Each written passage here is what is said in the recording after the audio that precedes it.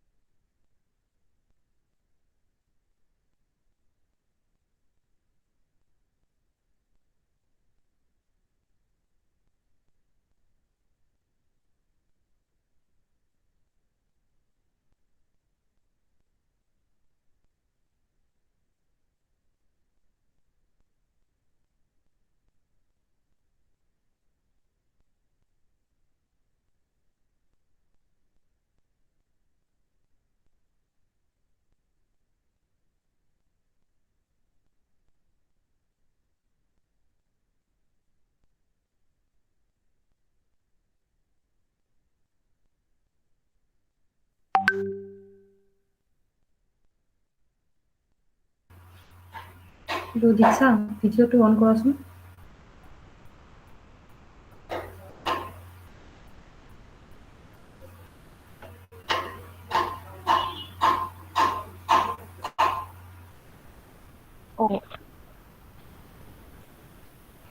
Kitana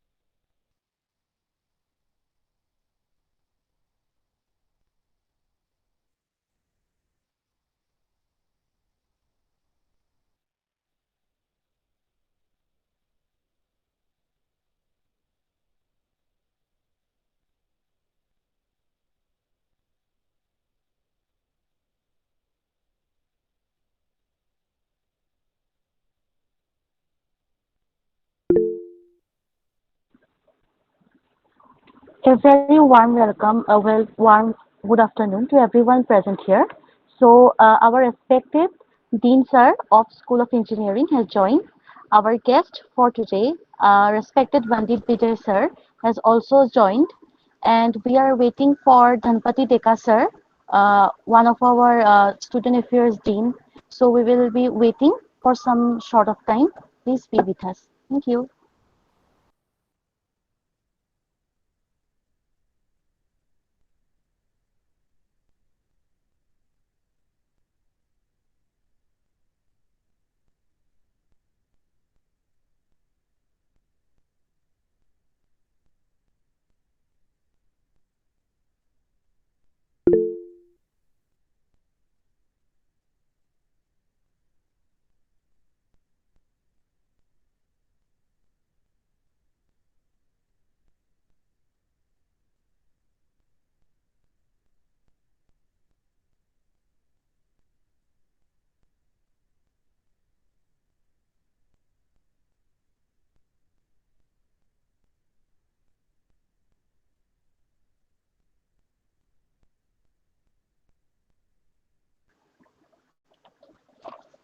A very good afternoon to everyone present here.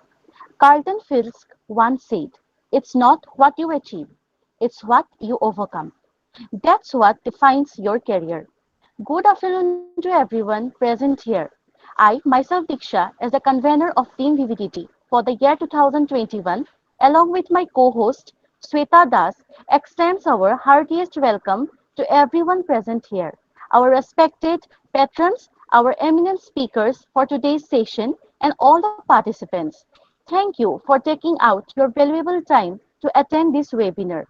It gives me immense pleasure to inform all of you that we have got a more than 300 responses, and we didn't thought that we will get so much huge number.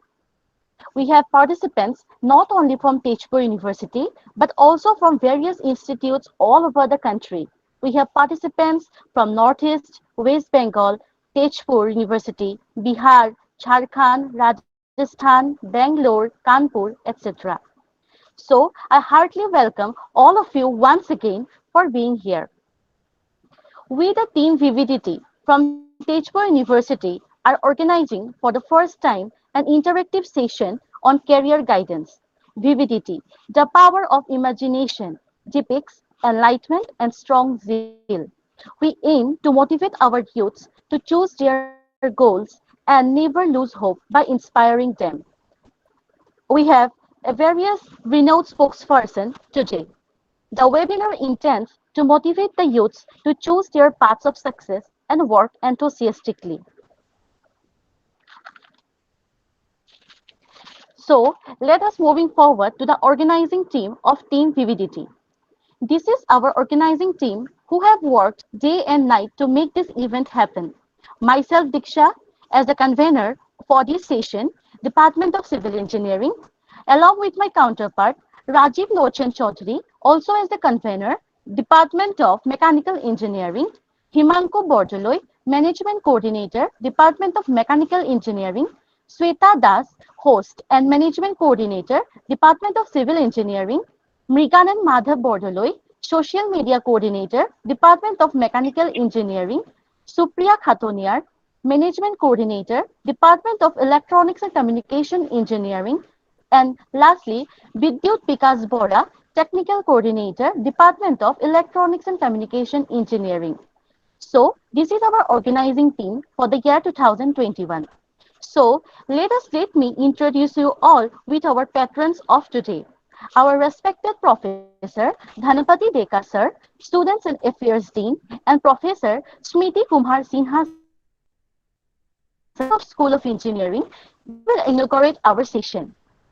Our keynote speakers today, Mr. Anand Mishra, IPS Officer, Superintendent of Police, Nagaon, Professor Chandana Goswami, Professor, Department of MBA, Tezpur University, Dr. Vandit Vijay, Research Scientist, Delft University of Technology, Mr. Rajdeep Lekharu, Founder and Director of Civil Service Achievers Point, Assam, Mr. Harpal Saikia, YouTuber of Assam and content creator. Thank you everyone for being in this webinar. Now, I would like to invite Professor Smriti Kumar Sinha sir to kindly inaugurate our webinar with his valuable words. Please, sir.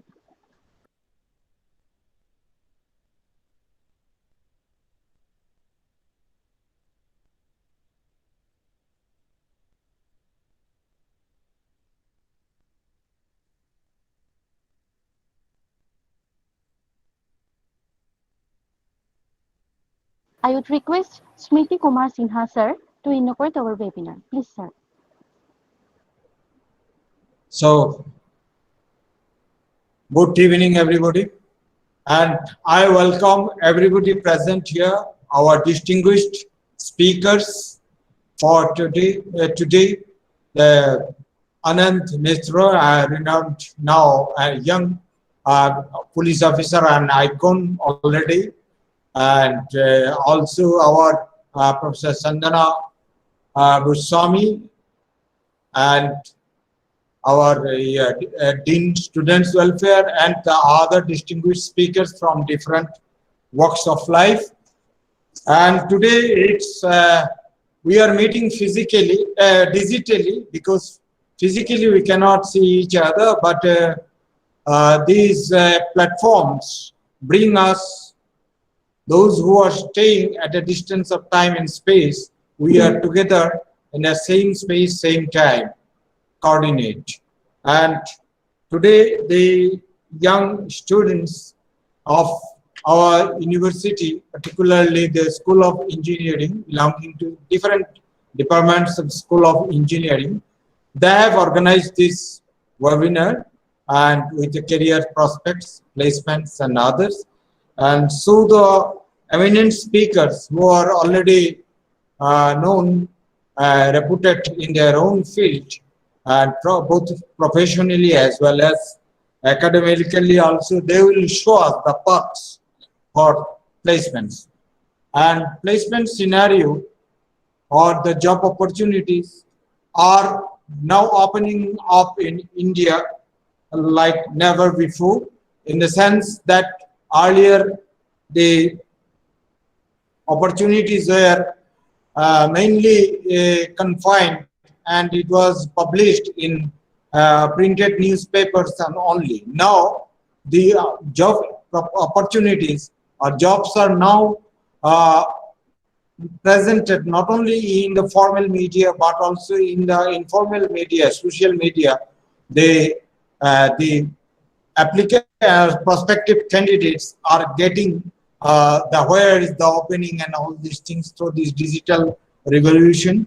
And so no longer this information gap is there. Still, what is required is how to prepare yourself with the required skills.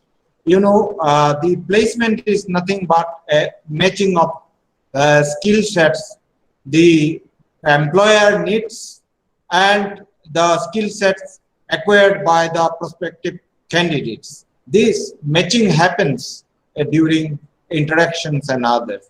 Now, how to develop these skills so that the needs of the employers are met. It's not only the degree. Degree is a certificate only, which ensures that you will have these set of skills. As a civil engineer, you will have having a special paper, you know this, and you know that. So in this way, this certificate is only a proof of concept that you have the skills. The axioms, okay, the employer are thinking is that the student has passed from such and such reputed institute in this discipline, so definitely we should have this set of skills in the basket. And so if the employer gets this skill sets required by the job profile required for in that company or in the institution, then obviously you will be get selected. So this skill matching is the main, theoretically this is the main process, and in that how to prepare yourself with a full basket of skills required by the employers, that is the main issue today.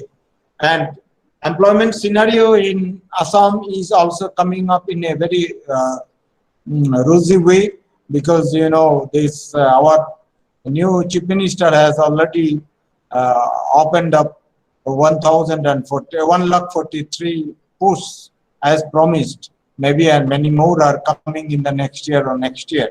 So even if you are thinking of employment in Assam itself, then also a lot of opportunities are coming, and industry is also again coming back after this pandemic situation, particularly in pandemic situation also. This digital companies were not as hampered as the other companies. Relatively, their businesses are also up. So far, I understand.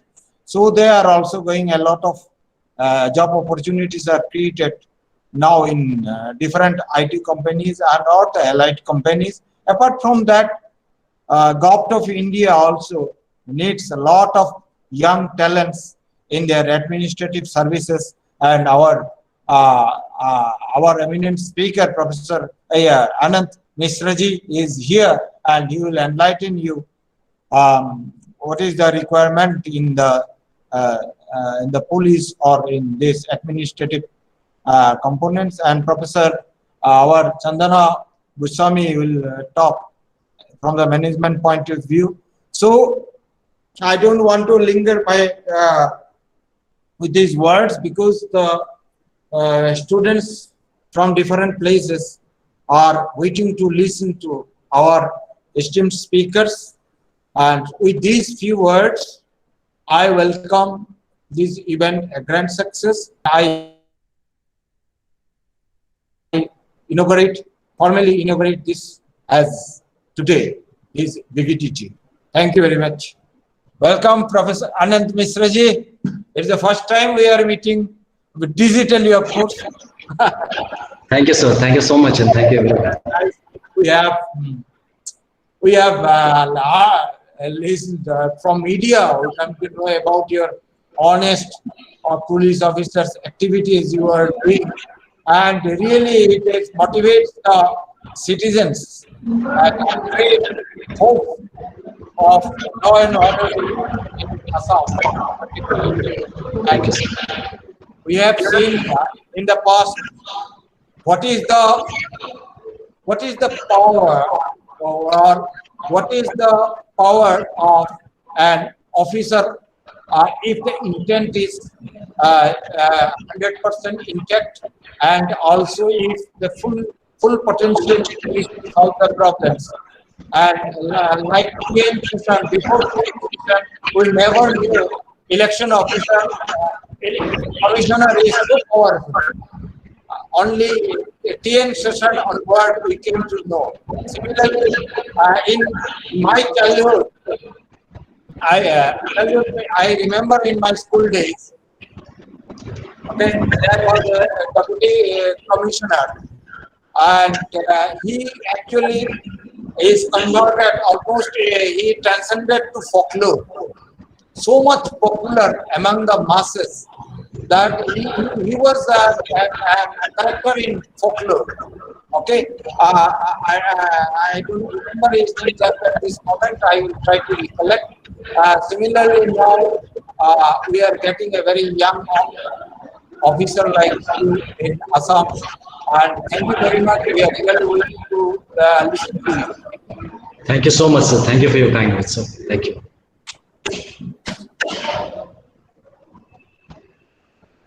Thank you, sir, for your valuable speech. So, Dhanapati sir will join us very shortly. So, let's move forward. Let me introduce you all with a very influential personality, the inspiration of many youths, our very own Anand Mishra sir, IPS officer and SP of Nokam. With his immense patience, hard work, zeal, he has all of us. We are really very successful and very honored to have you, sir. We will you your knowledge, your more how to and what is the strategy we should follow. So please. Good evening, Diksha ji. Good evening, everyone. Sorry, Diksha ji, आपकी like your voice was cracking, so I could not make out what you were saying. Like, if it can be, please repeat it once.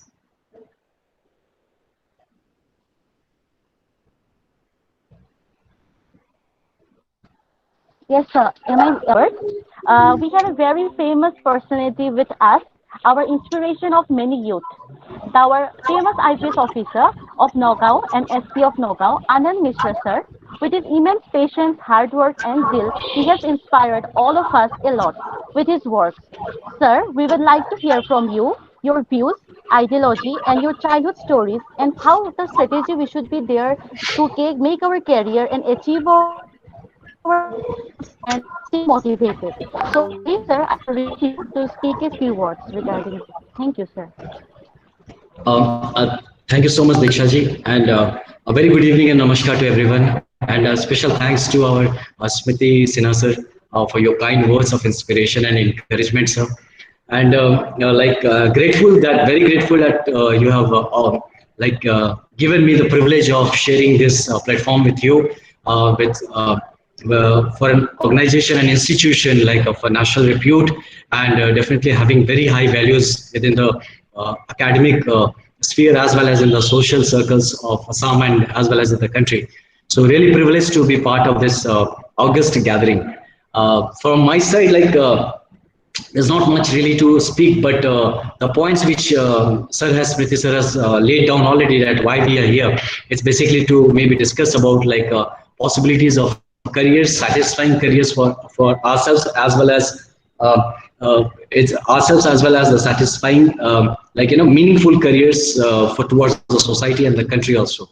So definitely I belonging to the civil services, have more to speak about that sphere than other spheres. But what I believe as a human being, that there is all careers, all services, all job opportunities somewhere converge together, and together we are in fact working towards the development of the society and the country.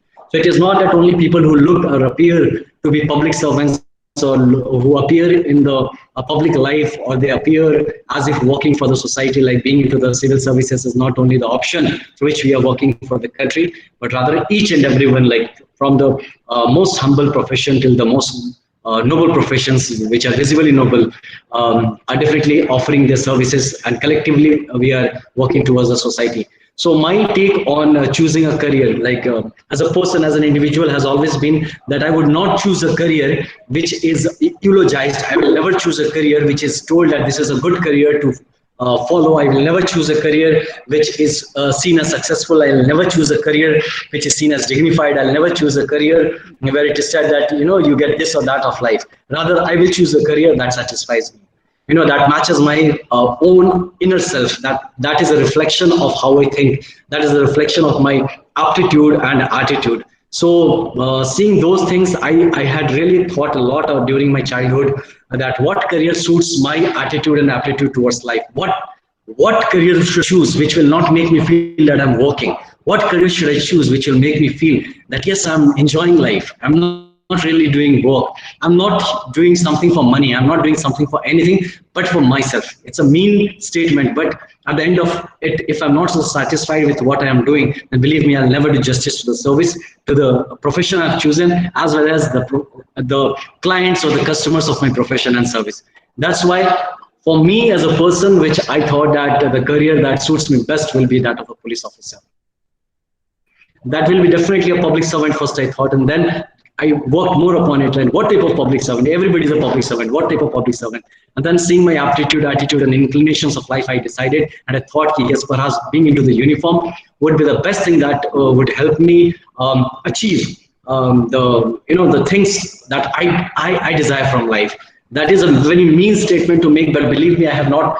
Perhaps the service which I chose was not meant, and it happens that when you go to interviews, when we are asked that why you want to become an IAS or an IPS, we say we want to serve the country, we want to do this, we want to do that. That's a very I do not think that that statement was there in my mind when I chose Hawaii to become an IPS officer. The only thing was what was in my mind, that I want to become an IPS officer because I think by an IPS officer I'll be a very satisfied person in life. I thought that if the profession will help me realize my own passions, the profession will help me realize myself, the profession will help me achieve some sort of satisfaction in doing what I want to do. So this was basically, and what comes as public service, what comes as doing for the society, I believe this is just a fallout or just in something which comes out of the service. But believe me, this was not the reason that I did not join the service as such with these things, high ideals in mind. This just comes in.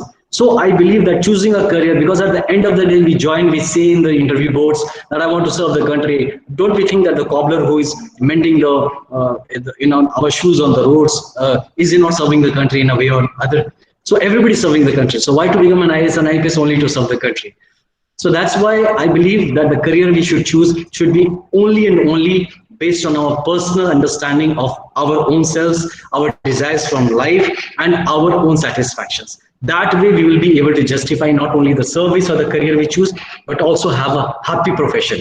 Because while in a profession we should not be cribbing, yaar kahan phas gaya, what am I doing, this system is bad, this system is not working, people here are corrupt, I am like, these things will never come to your mind once you have decided that you are joining a service or any profession, maybe doctor, engineer, professor, teacher, a tailor, a fashion designer, a model, an actor, a politician, a businessman, a civil servant, anything you choose.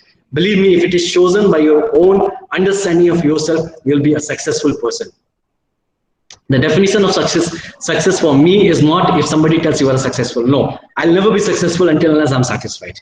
So what brings success to me is my satisfaction, and satisfaction is definitely subjective. Satisfaction, for somebody, I might not appear satisfied, I might not be happy, but when I get inside me, when I go to sleep, when I think about myself, that is, I believe, this should be the orientation when it comes to choosing a career. Why I was speaking all this was just to tell the house and let the house know that why I chose to become a police officer, what I understand that how people and the youth should approach the subject of choosing a career. It should never be guided or decided by somebody. It should be always an inner decision. For me also, like after my class 10, I was a good student, I scored very well, and I was told to take up science as a subject. I decided, no, I'll take up arts. Then people asked, why do you want to take up arts? I said, look, I have to join IPS, and I believe I need to be a graduate. That's my last thing. I'm not going to study even after graduation. Just after graduation, I need to get into my service. I do not want to waste time. I'll learn on the job.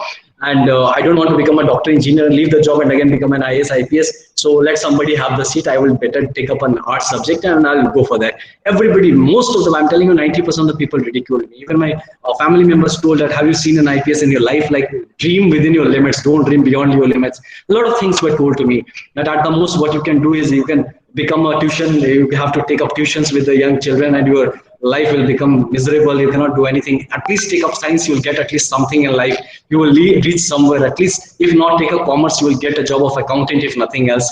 So don't think in practical line. Don't be so idealistic and all. So that was my point of courage. That was my point of character, where I decided, no, this is the point where I have to take a decision. I have to stick to it and I have to prove it to myself and not to anybody else.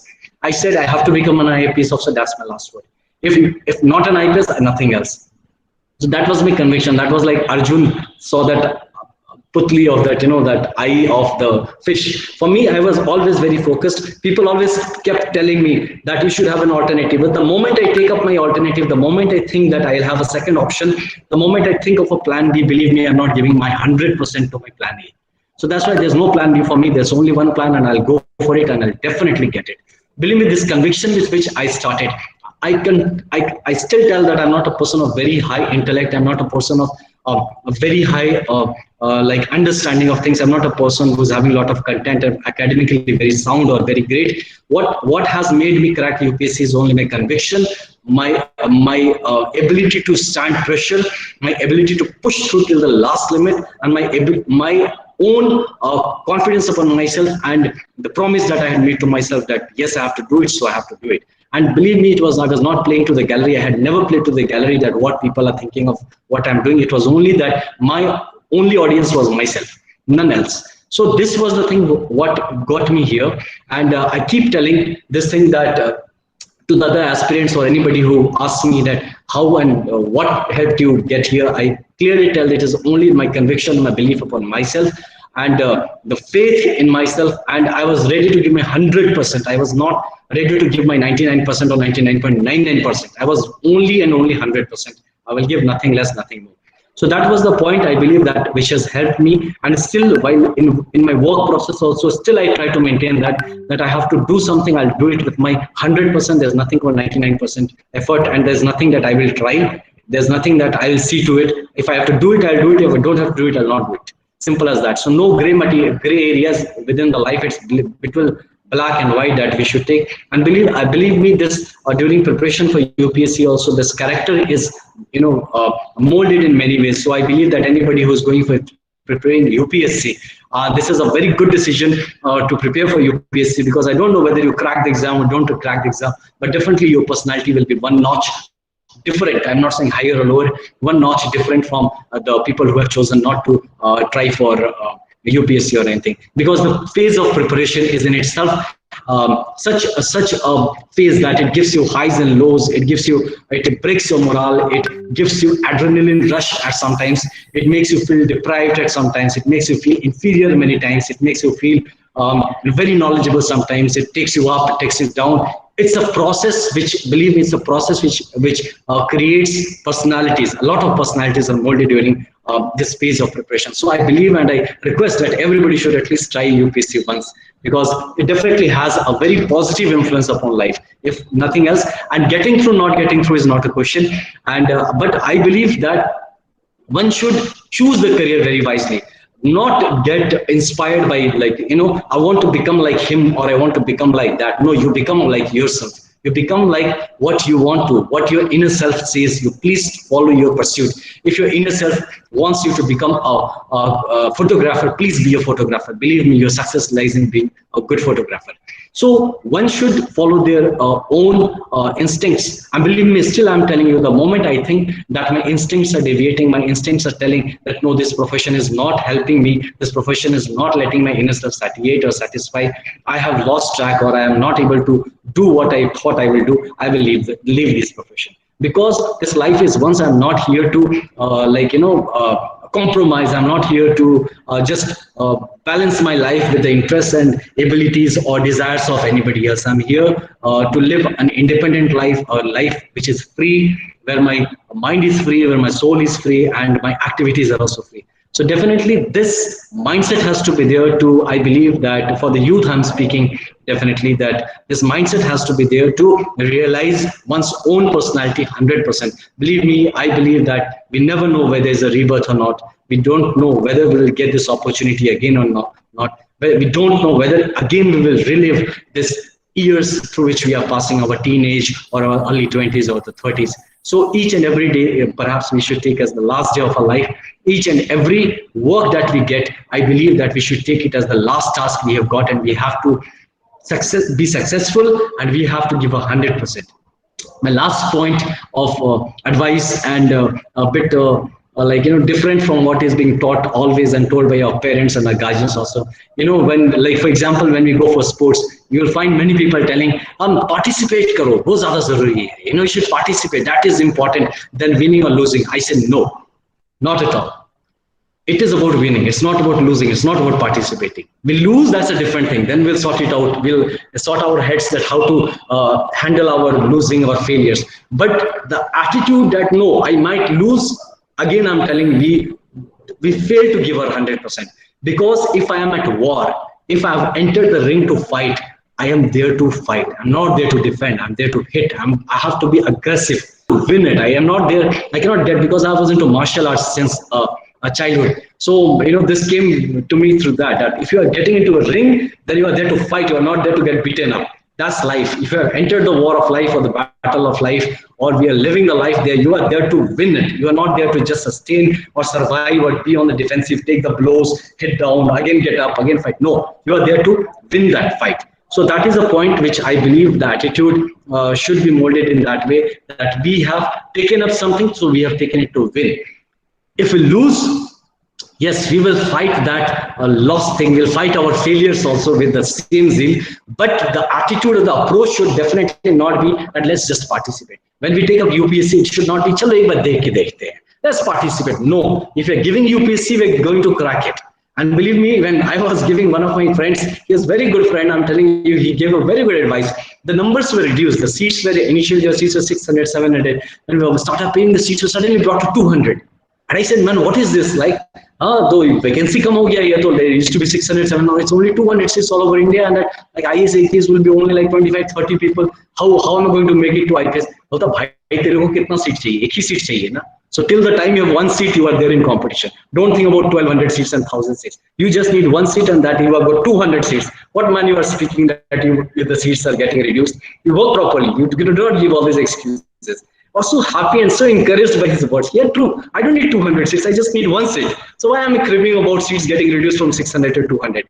So that was the attitude. That was the positivity we should think and take from life. Never ever give up. Once we give up, that's the death. That's death. Giving up is death. Once we close our eyes, the life is finished. Till the time I'm taking breath, till the time I'm alive, till the time I can respond, I must respond and respond 100%. That's why I will give a closure to my whatever extempore, whatever came to my mind, and whatever I spoke directly from my heart, and what I've understood in my life, what I have understood with my limited understanding. I'm not saying that this will work for everyone. I'm not saying that this is some sort of Sanatan Satya. This is definitely a personal experience of life. This is a personal approach of life which I take, but I believe that this has worked for me. It might work for someone, it might not work for many. So one should chart their own ways, but yes, while living, do not just live for the sake of a job. Do not just do a job and come here, be a professional and die. No, we are a human being. Explore it 100%. For me, I take up anything which comes to me. But like anything. It can be music. It can be going out. It can be anything. Just anything that is there, I would live through it. I'm not born just to become an IPS officer. I'm not taken birth just to become a police officer and slog through the life and then die a death after retirement. Then I don't have sufficient energy. I don't have anything, and then I think of living. No, I have to live right now. So that's the point where I try to balance, and believe me, it's all about time management. We can do everything. 24 hours में महात्मा गांधी भी बन गए, 24 hours में सब लोग बन गए. Everybody, all the top best people in this earth got those same 24 hours which we are getting. It is all about time management. It is how about we prioritize our lives. Believe me, one life, so live it at the best that we can do, and definitely choose a career which does not make you feel that you are doing some job or slogging or life is being hard upon you. Choose a job or a profession which makes you feel good about yourself, makes you feel happy about it, and makes you feel satisfied at the end of the day. Thank you so much for hearing me out. And if there are any questions, I'm definitely ready to take it. Thank you so much. Thank you. Thank you so much, sir, for your valuable words. It was really very inspiring. So I just want to say, everyone, that we have got a lots of queries for each one of our speakers, but since we know that time is limited, so we have selected the queries which will cover almost all the aspects. So sir, I would just like to put down the first question to you. Sir, the first question is from a participant, is that every person has a particular goal in his life, but he or she faces many hurdles throughout his journey, like career problem, depression, confusion between right and wrong, depression, and time management. So, sir, how to overcome these problems? Can you suggest us with some suggestions? Please, sir. Yeah, Diksha ji, I'll tell you one thing. Like, I'm also into biking. I ride my bike and all. So while biking, it happens that you ride it alone. When you have no one, it's even if you're in a group, you are alone, because then that is a philosophical moment. I had this realization came to me once while riding a bike in long ride. It came like life bhi to aisa hi hai na? Like, it comes ups, it goes down. There are speed breakers, there are bad roads, there are mudslides, there are landslides, lot of problems. How do I ride our bike? When there is a downhill and the bike is taking me down, what I do, I change my gear. I get it into close, and then I just maintain my speed. So life is like that. There'll be downfalls, there are uphill. When uphill, you just change your gear, get into the right gear, go up. When there's a downhill, go down. Where you need to put a brake, just put a slight brake. Where you need to take a clutch. That's how I believe our life has to be. We cannot go smooth. If it is smooth, if there's a straight line, that is death. The line has to, in an ICU, the line has to go ups and downs. That is life. If the line is even straight, that is death. So if we are expecting that the life will always be smooth, believe me, that is something suggesting that we are approaching death. So life will be like that, and we have to. देखो जो अच्छा वक्त है वो भी नहीं रहता, जो बुरा वक्त है वो भी नहीं रहता. Everything passes. So when we are going through a bad phase, it has to change. It will change. When there's a good phase, we must be humble, because believe me, that will also change. So my thing is there will be hurdles, like a lot of hurdles. You find people who are smiling. Believe me, behind every smile there are a lot of pains. There are a lot of the fights or the struggles that person has able to come up to put that smile on the person's face. So it will be there, and it is your personality. It is, I believe, one thing that helps you handle everything is the hope.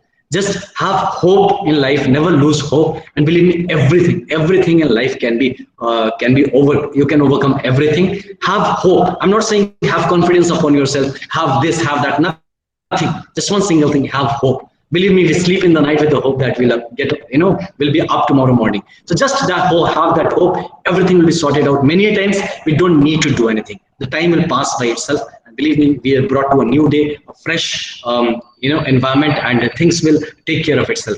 Just respond naturally. Do not try to. And when we do not understand anything, just keep quiet. When we do not understand anything, just keep quiet, just lie low, things will pass off, and believe me, the new times come. So I believe that has been my way, how I handle, but there will be ups and downs. Believe me,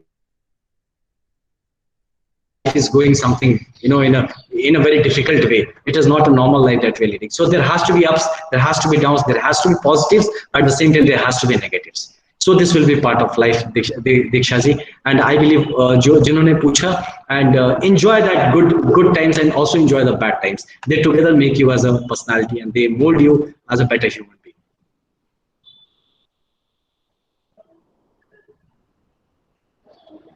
Thank you, sir. Sir, the second question is, how do you face the situation that runs in your mind when in a situation you came between a political leader and a common man?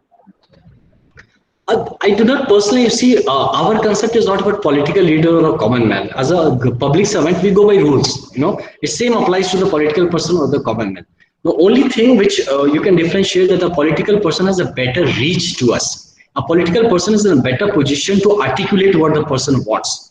A common man might have his own fears. What happens, we see that a political person is able to get his work done. A common man has not been able to get his work done. You know why it happens? It has nothing to do with the officer concerned. He is responding to the problem posed before him. A political person puts up his problem in a very authoritative way. He puts his problem with all its pros and cons. He puts the issue in perspective. He gives his own logic and reason why it should be done or not done. A person, he comes with a conviction and he articulates his problem very well. A common man, when he comes, I keep on meeting, he is confused. He tells, sir, this is a problem. Sir, this is that problem. I keep on asking, okay, right, tell me what I need to do to help you out. What exactly you want to help me out? What should I do that solves your problem? Many times the person is confused. He's not able to articulate the problem or an issue. That is the point when the person has something in mind, but he's asking for something else. And then when we respond to that person, the response is not in tandem with his wishes. So it seems that मैं तो कुछ और चाहता था, साहब ने कुछ और कर दिया. So this is one reason why many people think that common men are not being responded properly and political people are responded. It is more about how we articulate. From the second point of view, there's definitely, believe me, most of us never ever have these things in mind that we have taken oath to the Constitution. We are bound by the rules and laws. We are not bound. We have no personal loyalty towards anyone. May it be a political person, may it be a common man. We have loyalty towards the Constitution. We have a loyalty towards the service. We will be here for long to keep giving us service. For me, the common man is equally important as a political person or anyone. Many people have this belief that people who are in powers, they call the shots. It is not like that. It is always that the person is more confident in approaching the authorities. The person is more articulate in getting his points conveyed, and the person is very focused and he follows up his issues very well so that the work is done. Whereas a common man fails in doing that. That's why many times the common man fails to get his work done. It is not because only of the officer, it is also on the other side. But from our side, we definitely, at least I can tell about myself, I never differentiate. For me, ranks don't matter. For me, the humble most person, I have the same request for the humblest person, and I have the same respect for the mightiest person whom I come across. because I believe that I'm here. This uniform stands for neutrality. This uniform stands for transparency. This uniform stands for being to the good and being the best to each and everyone whom I come across. So if I take sides, if I am partition, if I'm not able to deliver justice because of any prejudice, believe me, I'm failing not only my uniform, I'm failing myself, I'm failing my conscience. So whosoever has asked this question, I would request you that never ever think that a person, an officer or a bureaucrat is being partitioned in responding to your issues. Maybe the problems are not brought to his notice with the same effectiveness which might be required. But believe me, have faith, all bureaucrats are trained to respond to a problem in the most fair and unbiased manner.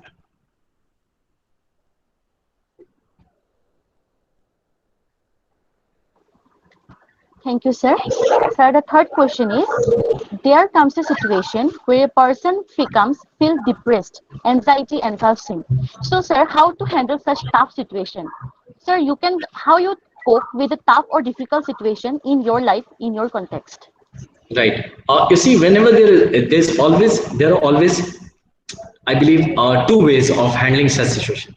Number one, you respond to it, or second, you don't respond to it. Simple. Now, if you respond to it, how do you respond to it? You have to handle it. You have to take the pressure. You have to seek a solution. That if there is an issue given to you, there is a problem given it to you, what is the solution required? Like if I have a stress, suppose I am feeling weight on my head, so I remove my weight. Okay, I have to understand that if there is a problem posed to me, that you have to study this chapter, 2 chapters in one day. So the only solution is I study the chapter in 2 days, that one day. Otherwise, there is no other option that I don't study still. Better not to think about it and start studying. Number one. Second, I choose that I will ignore those 2 chapters. I will not study them at all. I'll do something else. I am ready to take the risk of ignoring the chapter. What I do is basically that if I get a problem in my hand, I always respond to it. I do not try to shrug it away. I don't, because I know that if there is a situation coming in front of me, that's a challenge to me myself, my personality. It's a challenge to my understanding and my capabilities. So I believe in taking up a bout. I believe in taking up a fight and fight it back, and I'll resolve the issue. Second things, which if I feel that something is depressing, something is demotivating, something is which I'm not liking, I shun it away. I do not look at it. I ignore it. I deliberately ignore whatsoever, howsoever important it might be. I ignore it. I channelize my energy to something which I like. If I'm not liking a discourse with someone, I'm not liking something which is going on, I just change it to maybe I'll pick up my guitar. Maybe I'll go on a long ride. Maybe I'll sit with my friends. I maybe start sketching something. I'll maybe write a poetry. Maybe I'll just admire the moon or the sky. I'll do anything. I'll not do which is disturbing me. Plus, one more thing, that if you feel really down about something, believe me, let's find out a problem of somebody else and let's help out someone. Let's get into something noble, some charitable thing, something which helps someone. Believe me, that's the best thing which gives you some pleasure, some happiness. And once if we can, like what I do personally, like if I am plugged with a problem, either I take up to my guitar, I go on my biking, riding or something, I'll talk to some good friend, or I'll take up some work for someone. And it's a very secretly thing. Like if there's someone I know that is in a problem, I give my 100% to solve that person's problem. It might be a personal problem. The person might be in need of something. The person might be required for something. I'll completely, if negativity is pulling me or pushing me, I change my work or my complete attention to something very positive. So that gives me that happiness, that energy to get back and just let the time pass off, because that problem time will not stay back for long. It will pass off. During that passing of time, I engage myself into something positive. You'll find in something like, in our North India, what happens, like there is a grahan, when the grahan, like eclipse, sun eclipse, moon eclipses and all. So there is a tendency that it is regarded that this time is a very negative time. All negative energies are very active that time. Wrong things will happen. So what they do, they start reading Ramcharitmanas. They will start doing something, sit with something religious. They will start doing something. They just get engaged into something doing positive, so that they know that that eclipse cannot stay there for long. It has to pass in an hour or two or something. But they engage during that time, during studying of that Ramcharitmanas or something like that positive. It gives them a positive energy and they feel good about it. So this is how life will be. That if you've come across something which is bogging you down, just channelize your energy to do something positive. Just ignore it. Believe me, the time will pass, and the problem will lose meaning with time. So I believe that is the best time. And many times we should let a fight go. We should not always engage into a fight. Engaging is not always important. Many times disengaging is more important. In that concept, I'll tell Diksha ji ek baat with for the whole house also. Like I told you, I'm into martial arts. So I have been doing into a lot of workshops regarding martial arts, self-defense, even for women and all. So we have been organizing many workshops regarding that also. So what we teach is, not engaging. Like if you are attacked, I will not fight with you. What I do is I disengage. I withdraw from that place and run away. That's the best way of defense. Running away is the best defense rather than fighting. Because if somebody is hurting me, what's the point of fighting with him? I might get injured. I might not be able to fight out the person. The problem might be big. So better if somebody holds me, I disengage and I get lost from there. Same, if the problem holds you, disengage, bhago wahan se. Get into something positive. The problem will itself lose meaning with time. So I believe that can help a lot of people. But otherwise, I believe people have their own ways of, own very innovative ways of fighting out problems and issues. But one thing is, I would like to mark, Dikshaji, one should not get bogged down, and we should not let that hope go away. Many people, the suicides, for example, many people commit suicide without understanding it was just a phase which was passing, and you did an idiotic thing of, falling prey to that phase. That time was anyways passing, So I believe that one should understand and respect that.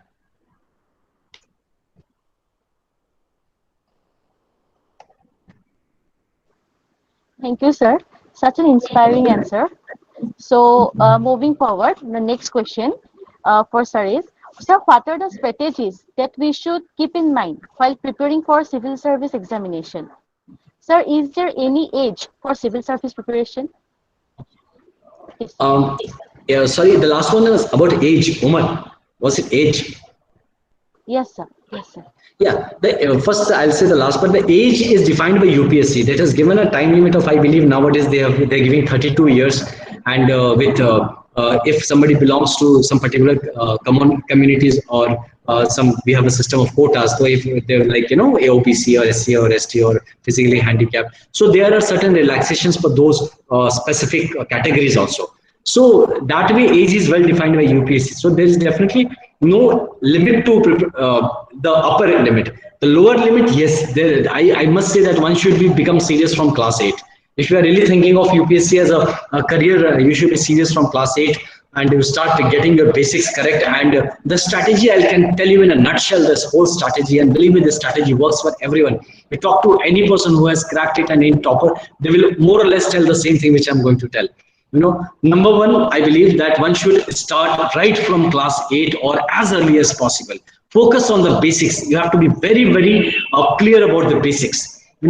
The second point which I would like to suggest is, don't try to be academic, because UPSC is not choosing, sorry to say, we have very intellectual people here, but they are not there choosing you to make professors or scholars. They're choosing you to make bureaucrats. They're choosing you to make public servants who understand what it is, and they're able to distinctly understand parts of a problem and able to respond in a holistic way. So academically, you do not really need to be of a very superlative degree. What you need to be is having a clear crystal mind who can seek solutions out of problem, a person who is having a problem solving attitude, a person who is more inclined towards understanding of an issue in a holistic manner and not understanding it in parts, and able to respond in a comprehensive way. So this attitude, once this is developed, believe me, this will get reflected in your answers which you write. And that is what UPSC is seeking, and that will definitely take you through. About preparation for UPSC, I must say that number one, you get to know the scheme of exam. Get the notification with you, read it thoroughly, that what is required in the exam, like scheme of exam. There's a preliminary, there is a main exam, there is a personality test, after that there's a medical test. Understand the scheme of exam. Secondly, go through the syllabus, go through the syllabus properly. I would say study the syllabus like you are studying a subject. Take it as a subject of study. Don't just browse through the syllabus, because you need to understand what am I trying to achieve. Number three, start with a question paper. Don't start with studying the books. Start with the question paper of the subjects you have chosen. And what question papers are what is the question? That gives you orientation. That gives you focus in studying. Because as I told you, you don't need to become a scholar. If I have to understand, suppose Indian history, medieval Indian history. So what are the parts of medieval Indian history which UPSC is asking? And even if suppose it is asking about religion in medieval Indian history, so what is the approach of the questions in asking about religion? Is it like analytical? Is it about like, they're asking some questions which have a cross, relevance, right from, cross-sectional relevance? I mean, what exactly? Because after studying the question papers, you get a lot of focus. After that, you choose some standard books. And believe me, when I'm saying standard books, it should be really standard books. Don't go for really these guide books. And stick to a few books. Don't try to study a lot of books. Because once we get a lot of books, we keep on reading and reading without letting the content settle within us. So what I did was I studied hardly one book or maximum 2 books for one subject. I studied it repeatedly. Once, twice, 4 times, 5 times, 6 times, 10 times I studied the same one book. So the content was completely engraved in me. So I had not to search for the content. I knew what is what. Then what I have to do is I have to analyze a lot. I start thinking, because a question might be asked which has, suppose it looks as if it has come from chapter 7 of your sociology or something like, in like any question for that, for any subject. So chapter 7, but my mind, when the mind starts processing, it should start drawing connections from chapter number 13, 18, 21, chapter number 2. The question might be marked towards chapter number 7, but my mind, when it is analyzing, it should draw answers in the most comprehensive way as possible. And it should not look bookish answer. It should not respond in a way like, coaching institutes lot many times teach us or give us standard answers. Because UPSC is not searching for standards. They are searching for innovations. They are searching for some people who think out of box. Everybody's thinking within the box, but then why do they make you an administrator? Because if they want administrators who give you solutions, and solutions come out of box. Solutions really do not come from within the box, because it is like just working within the box, logging more and giving lesser solutions. So I believe that your analysis part has to be more. After that, get into writing. The more you write, the more clearer we are. And also our honorable academicians are here. Professors are there, so they will really tell.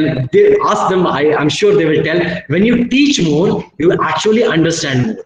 When you teach more, you get the concepts get clearer to yourself. So I believe that after studying, we should start taking classes with others. We start teaching. We start discussing, and that will clarify a lot of problems. When questions come to you, you start thinking, yes, that's also a perspective. So this is the gradual way of understanding. Read it. Once you internalize the whole subject, analyze it more, write it as much as possible, then start teaching the subject to somebody. And maybe you have started your preparation 1 year, now the person who's starting, start teaching that person. Believe me, a lot of things will be clearer. So I believe that should be the approach, and do your studies consistently. Don't do 1 mahina pada, 2 mahina chutti, then again get back. You will start it from zero again. Don't do that. And you don't have to study 20 hours. Believe me, nobody studies. Nobody. Wo jhoot hai. That's a very much a huge myth that people have to study 18, 20 hours. Not at all. It's not humanly possible. You study 3, 4, 5 hours every day. Like every person, like student, like everybody has an 8-hour shift, working 8 hours in an office. So you take 8 hours for your study. Say 2 hours gap mein, after you study in the morning 2-3 hours, in the afternoon 2-3 hours, evening 2-3 hours, night 2-3 hours. That makes your day. Give sufficient break in between. Don't leave your hobbies and passions and likings. Continue it simultaneously. But you should feel fresh. Many times you are not feeling, but you have to know study. You're doing your studies just for the sake of study, and actually you are not doing anything. It's fooling yourself. So that's a waste of time. If you want to sleep during that time, no issues. Study only when that thing is getting internalized. So I believe that should be the way of studying, and always be innovative in your way of study. Do not try, acha aapne kaise padha? I studied like this. This might not work for you at all. You might be having your own ways of studying. So do that, and be original when you are writing your mains exam. Believe me, I got selected only because of my originality. I myself never had a tuition in my life. I never went for any coaching institutes, never ever.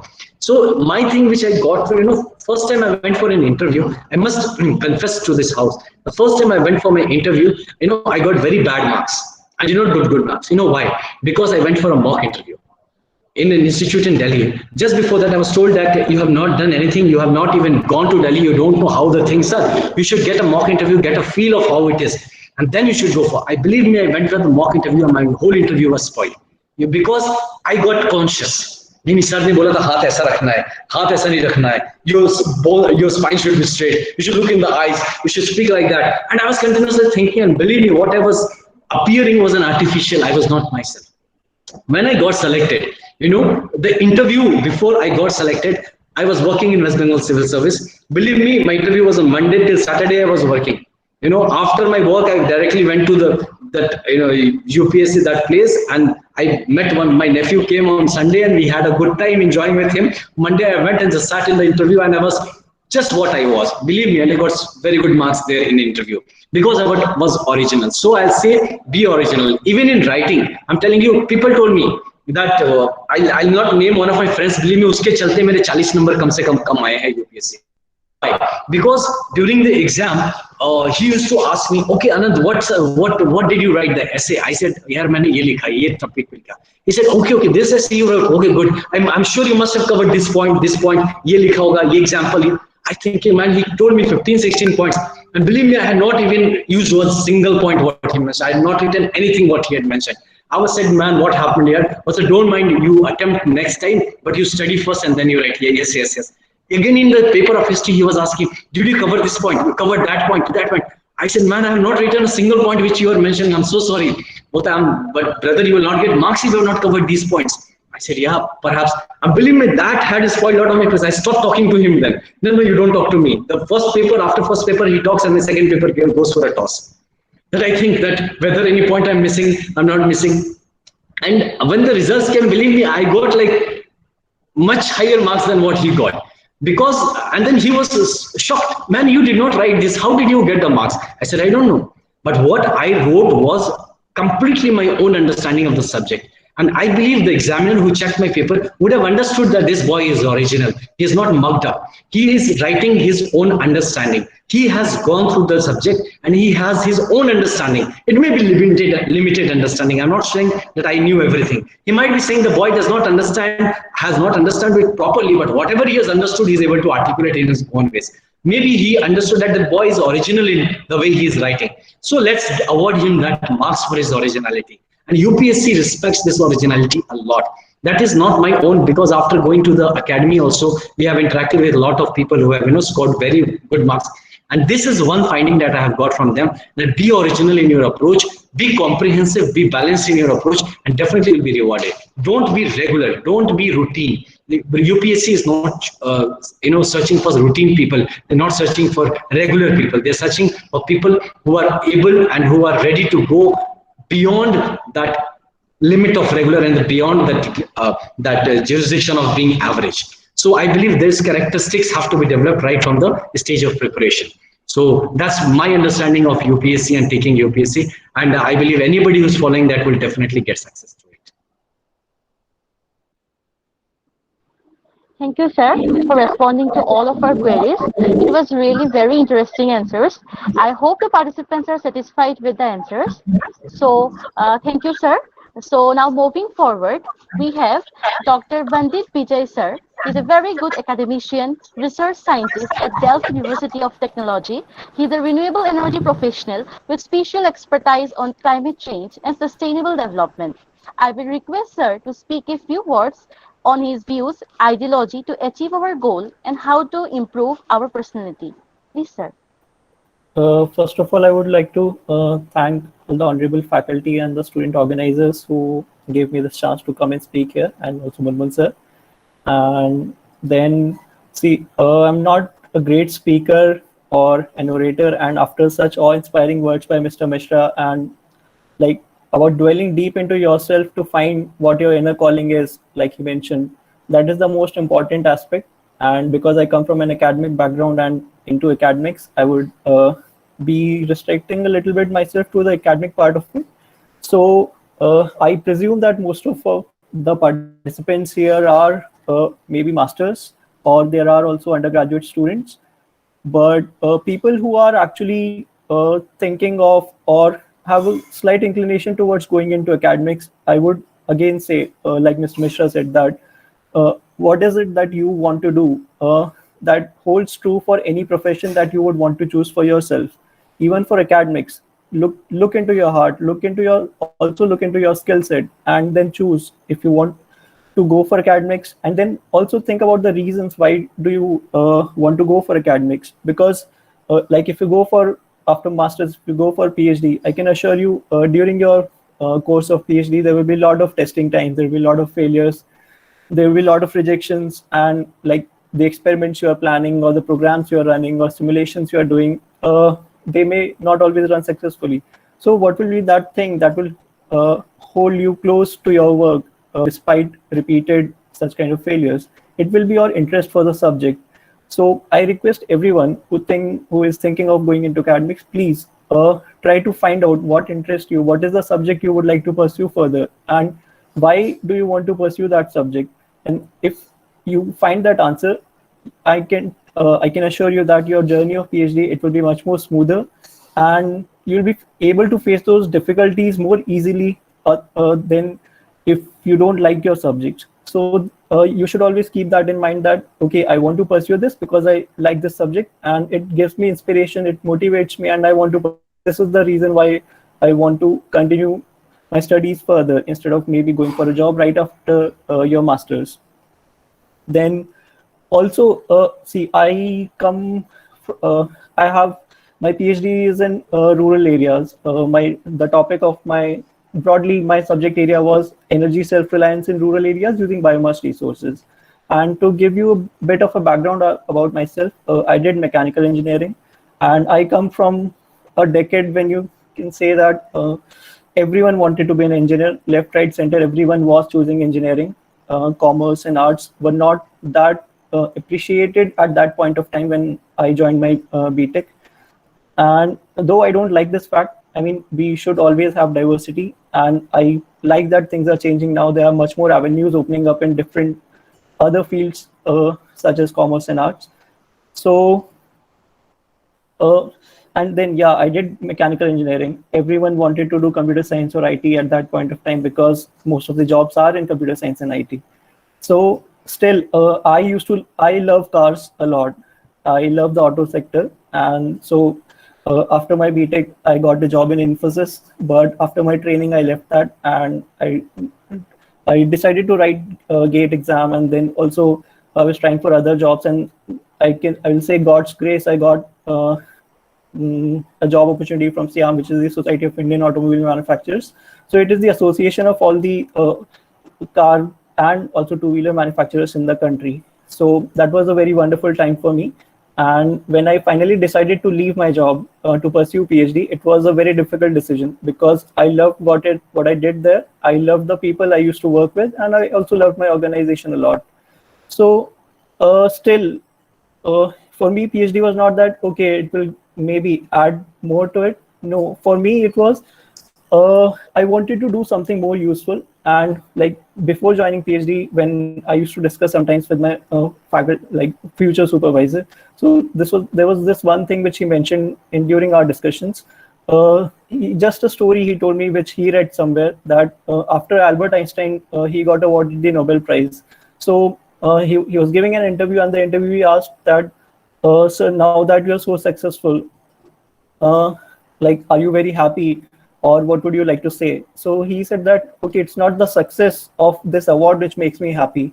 What I want to do, what I really want is that my research is useful to people. So I don't want to be successful, but I want to be more useful to the society that I live in. And that's what drove me to do PhD, because I've always been interested in energy and environment and climate change. And that also helped me to, with a lot of difficulty, leave my job and come into a PhD. So this is one thing I would like to say, that if you wish to pursue research as a career, please look into how your work can be useful to the society. What can be the applications of your research? So your application may not be right now, they may be coming after 10 or 15 years, but always try to have that thought of how your research can get translated onto the field, how your technologies can move from lab to land. Because I personally feel that if a technology stays in the lab, then the purpose of its creation is defeated. So this is one thing I would request all of you, if you decide a career in academics, please always try to uh, look at the application part of your research and your learning and how you can spread it more and more. So with this, I would like to conclude my lines, but yeah, now I would be very happy to take all the answers, question and answers which you may have for me. Thank you. Thank you, sir, for your valuable words. It's really inspired us. So, moving forward with the question answer session. So, our first question to you is from a participant is that, sir, my aim is to pursue my PhD degree from abroad, but I am totally unaware how to proceed. Sir, please help me in this regard. Please, sir. Okay, so there are two things. Either you can pursue your full PhD from abroad, or there are also options that you join an institute in India and do part of your PhD abroad as a part of different fellowship schemes which are available. So now if you want to pursue your PhD from abroad, then how do you proceed with it? First of all, again, decide on the area of research which you would want to pursue, or the subjects which you find interesting. Then study a bit more about them, about what's going on currently, maybe read some literature and papers around them, and then prepare your proposal a bit in your mind, at least the broad objectives which you think that you would want to pursue and which you can discuss further with any potential professor or supervisor. So after that, look for professors in that particular area, and also look at the countries which you feel you may want to go to. Then try to align your thought, your ideas with the work that he is doing. Find a match somewhere, and then start writing emails to them that this is what I have done, this is my background, and this is what I want to pursue. So, and again, I would like to tell you, maybe if you write 20 mails, you should be happy if you get a reply from one or two professors. That is the kind of success rate which we are talking here. Still, this should not stop you, and your application should again differ from one professor to another based on his area of work also. And apart from this, then there are many scholarships available. So like when you go for any PhD abroad, so either there are institutional fellowships for international students, or there are country level fellowships that are available. Maybe, for example, in US you have Fulbright, in Europe you have Marie Curie, in Germany you have Humboldt, several other scholarships. Maybe I can give some website links to the organizers, and they can later on pass it to the students who are actually interested in exploring more about this. And then so one thing is, you go through the faculty, you write to them. If they respond positively, that is one way of doing it. Then maybe they may have a scholarship of their own through the institute, or they will ask you to write a proposal for any country level fellowship, and you apply through that. And then there are other parts of that application. You'll be asked to write a statement of purpose, and you will be asked to give recommendation letters from your current faculty in masters. So this is the process broadly speaking. And you may also be asked to write some English language proficiency tests such as GRE, TOEFL, IELTS, something like that. So this is broadly the steps you may follow. Thank you, sir. So the next question is, sir, I am a moderate student. Sir, is there any scope for research for a moderate student? Please, sir. So I really don't understand what's a moderate student. If you say that, okay, I didn't get very good marks in my BTech or MTech or whatever, I'm a moderate student. No, see, this is the difference between a PhD and pursuing an postgrad course, that we are doing a classroom course. We have a set curriculum. We are writing every semester, we are writing those exams, and then we are qualifying. Now, some of those subjects we may like, most of those subjects we may not like, but they are part of our course, so we study them. But when you go for PhD, so it's not a classroom program, and that's the whole difference. I mean, you choose a subject, and then ideally you should choose a subject of your liking. and then you work on that. So even if you have not so good marks in your maybe before PhD, but if you're pursuing your a subject of your preference, you can do wonderfully well as a researcher. I mean, because there will be a drive, and because you'll be pursuing a subject of your own liking, and here you don't have to study a fixed set of subjects. And there are two aspects. I mean, a PhD, it also gets very specific, but you will be dwelling into so many different subjects altogether through for your own learning. For example, I have a mechanical engineering background, but I have worked on biogas production, some of which covers biological part. Then I have worked on biodiesel production, that also covers chemical part of this. Then I worked on IC engines, that is mechanical. And then I've done surveys in rural areas for identifying or estimating biomass availability, or spoken to a lot of rural households and rural people. So that's a different work field altogether, but all combined into one coming into my PhD. So it's highly varied, and it's also very specific, and that goes hand in hand. So yes, I think that if you do something which you like, you can do really well as a researcher.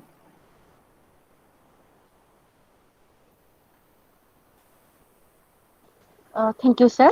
Sir, the third question is, how should we carry on our study for getting doctorate degree? Yes, sir. Carry on your study during your doctorate or So before that? So for getting a doctorate degree. For getting Okay, a doctorate degree. see, in doctorate, like if you do it from India, initially for the first or second semester, you have to do some courses. There are some credits which you need to complete. After that, alongside, you will be doing a literature review in your subject. Then you will have, some people call it comprehensive, some places it's called synopsis exam, where you prepare a basic research plan that you'll be working on throughout your PhD, where you lay down the objectives of your work. And then after giving that exam internally in your institute, your work continues. So that's how it goes. And I would suggest that during PhD, I mean, make the most of your time. I mean, explore as many aspects of your work as you can. Try to find out more aspects of application of your work, and also along with like your research work and your studies, work on your communication skills, oral, written, both, and they will help you a lot. I mean, you are expected to write a lot of research papers from your research work. In fact, this is one of my suggestions. I mean, you're doing masters, you've done a project. Try to, if you want to go into academics, try to publish some of your master's work in a journal of your choosing. I mean, it will really help you in your PhD applications, both nationally or internationally, to have a publication from your master's degree. So you can also try to do that. And yeah, also always pursue a hobby. Don't get too stuck in your studies all the time. The frustration will increase at some point. So whatever you like, I mean, always during your PhD, during your research, you'll see a lot of people saying that, okay, now you're supposed to slog entire day, entire night. Please always pursue your hobby. And in fact, that will help you enhance your productivity. So this is one thing I would say that everyone should follow. Yeah. Thank you. Thank you, sir. So the last question is, sir, is there any possibility that may cause problems during any job interview with holding online degree certificate? No, I don't really think so. And like as due to COVID, everything is gone online. This should not be a hindrance in any activity. Thank you, sir. And so the last question is, so what are the opportunities after doing masters? How to get internships as a researcher? So after you've done your masters, choose the project which you would want to, like choose an area of research which you want to pursue or in which you want an internship. Then you can check who are the faculty working in different good institutes in that area. You will find that they will be having some government funded or some industry funded project going on in that area. So you can write to them, you can apply for that. You can find all the project. For example, if I talk about IITs, every IIT has like a web page which mentions, okay, these are the projects which are going on and these are the project positions which are available. So you can apply for that. Simultaneously, you can also write to the professor that I'm really interested in this and this is my background and this is how I think that I can contribute and also learn simultaneously to this project. So that is one way of getting an internship or a job which ultimately may get converted into PhD, because you'll have that advantage if you get selected for the project position, that you would have already worked on that thing and the professor will know your work, you will know your work.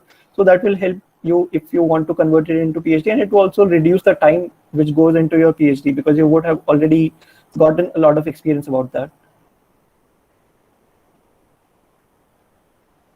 Thank you so much, sir, for responding to our queries. So as there is a time constraint, so we are limiting the questions. So thank you so much, sir. I hope the participants are satisfied with the answers. Thank you, everyone, for hearing us patiently. From now onwards, my co-host Sweta will continue the hosting. Please be with us. There are lots more to come. I would request Sweta to proceed with the webinar further. Thank you, everyone, once again for being here. Over to you, Sweta. Thank you. Thank you, Diksha. Thank you, sir. That was a valuable and precious speech from our keynote speakers, IPS Anand Mishra sir and Dr. Vandit Vijay sir, and our patron. Now, I would like to welcome our very own speaker who not only inspired but also motivated us in many aspects with her hard work and dedication. The magnificent personality of Tezpur University from the Department of Business Administration, Professor Chandana Goswami ma'am. Ma'am, please share some of your views with us. Thank you, Shweta. Thank you, Diksha, for inviting me here today. And as I begin, I would like the participants to switch on their cameras, please. It's very boring, talking to a dead screen. Can I see a couple of faces? I can see only Shweta and Diksha. Yeah, there are some who are coming. Oh, great. I need some more faces, please. I think I can see only the organizers. Anybody else who would like to switch on their cameras? Yes, it's fun, when I can see you. Great, thanks. I am a professor in the Department of Business Administration. And so today when I'm going to speak to you, I have just divided my speech into 3 parts. Part 1, where I will talk to you about, how do you prepare for the MBA? How do you get admission? Second is that for any kind of a career opportunity, there are certain common characteristics which are required. So I will focus on that. And of course, the last part is I will respond to your question answers. If there is anybody who's interested in doing an MBA, can you raise your Zoom hand or Google Meet hand? There's a virtual hand you can raise. Yeah, great. I can see some of you. The eligibility criteria, as we say, you just need to have 50% marks in your graduation, not a big deal. All right, the big deal comes when you have to sit for the entrance exams. And you are familiar with the number of entrance exams available, and they are all testing you along the same things. They're your quantitative ability, comprehension ability, then logical, analytical, and all that. So these are common for all the tests. Once you clear those tests, every institution or every university will have the second round, where we do a group discussion followed by a personal interview. Or in Tezpur University, we also added one more component where we said you must do a micro presentation, and we would upload the topics the previous day, whole lot of topics, and randomly you will get to choose one.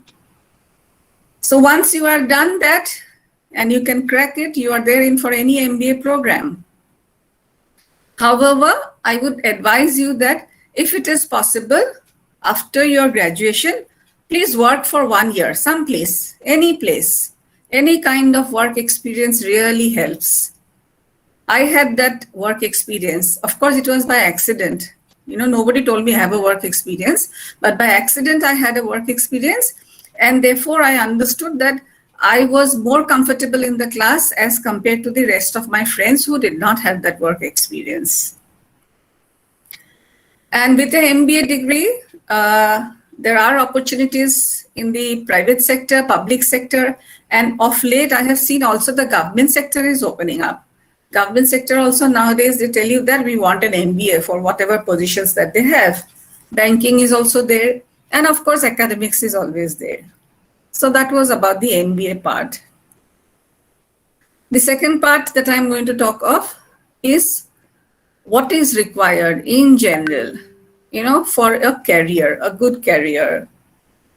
Your mindset and your attitude matters a lot. And, everybody tells you, know yourself. You must know what are your good points, what are your strengths, what are your weaknesses. But the question is, how do you get to know all that? You will get to know all that only when you try exploring a couple of activities. You must try out different things. And when you try out different things, there are people who may tell you, what rubbish you are doing. Please don't allow people to label you. That is very dangerous.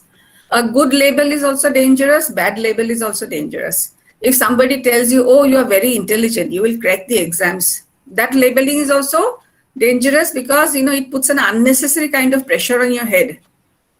So therefore, don't accept labels.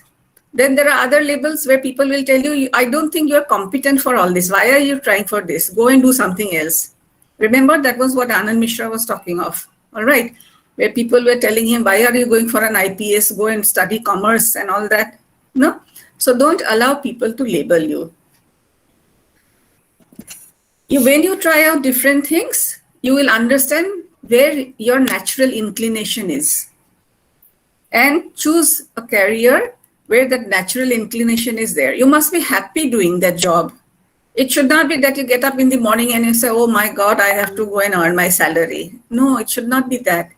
You should feel thrilled that I'm going for work today.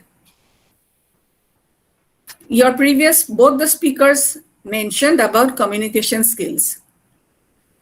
They are damn important. And communication skill is not only written, oral, it's also your body language, how you present yourself. They tell a lot of things about you. And when we say communication skill, I'm not talking that you have to talk perfect English. But when the demand is for English, yes, your English better sound like English. That is also there. So communication skill has to be there. You have to not only speak well, you also have to listen well. And not only oral communication, it is also written communication. Most of the young crowd have forgotten grammar, have forgotten spellings. And it irritates me to no end when I see a WhatsApp message that comes with a wrong sentence construction or spelling mistakes. Believe me, I tell my students, I'm not going to respond to that kind of messages. So with me, they are very clear. They better write a correct sentence, grammatically correct, and no spelling mistakes. I mean, at a PG level, you cannot afford to do all that. Okay, please be careful on that. And when you try out different things, it is okay to fail. Although Anand sir has told you that you must be very, very focused and, stick to your goal out there, I appreciate that point. But when you are experimenting and trying to explore different avenues, you will fail. And take it as, it's okay to fail. But you must learn something from that. You must learn something from that. You should be able to improve the next time. They say failures are the stepping stones to success. Isn't that? But I don't want to gather a whole lot of stones, one failure after another, one failure after another. No, you must learn from it. All right. So that after 2-3 failures, you know exactly what is to be done. That is a stepping stone of success. Most of us are very shy about asking for help. And believe me, there are a whole lot of people in the world who are looking out for, to give help, to offer help. But if you do not ask for it, how will they know that you need help? We are not God. We cannot read your mind. So only when you come forward and seek help, then people can help you. along with whatever career you want to, take up, whatever course you are studying, I am a firm believer that you must also do something beyond that. My philosophy is that no learning goes waste. All right, so therefore pick up something that you enjoy doing. It may, at the moment, it may not look directly related with your career, but you never know when it's going to come in useful. And should not be scared of trying out new things. People tell you go beyond your comfort zone. All right, so going beyond your comfort zone is experiencing discomfort. And when you experience discomfort, then you will try to understand why is this discomfort happening? All right, how can I adapt? And that is how you will evolve. That is how you will become a stronger person. I like that advertisement. I think it's a Mountain Dew advertisement. Do you remember the tagline? Anybody who can remember the tagline of Mountain Dew? Yeah, what was it? Yes, ma'am. That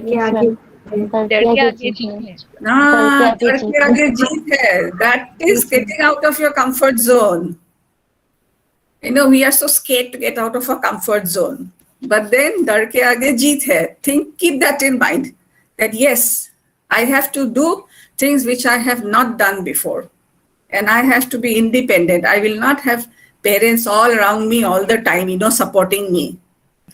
So that mental strength is required. Then there's another dialogue from Om Shanti Om. All of you must be knowing it. I also love that dialogue. Anybody? कहते हैं अगर किसी चीज को दिल से चाहो तो पूरी कायनात तुमसे मिलाने की कोशिश में लग जाती है. Isn't that? So if you really desire something from the heart, the entire universe will work towards facilitating that. Okay. But then it is not just enough, telling yourself, yeah, I want this so badly. That will not work. You must have that belief, because those beliefs, they become your thoughts. And those thoughts will then become words. Words will become actions. Actions will become habits. Habits will become values. Values will become destiny. Now, this is a long equation, but I will give you a shorter one.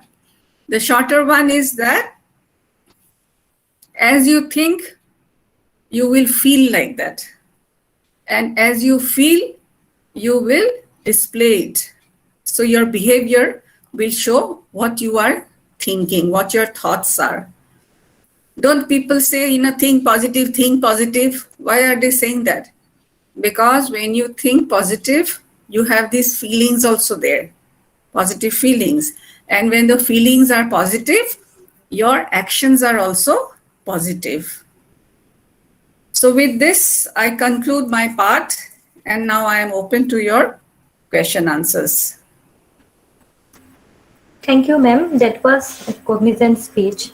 Now, I would like to share some of the questions for you that have been asked by our participants.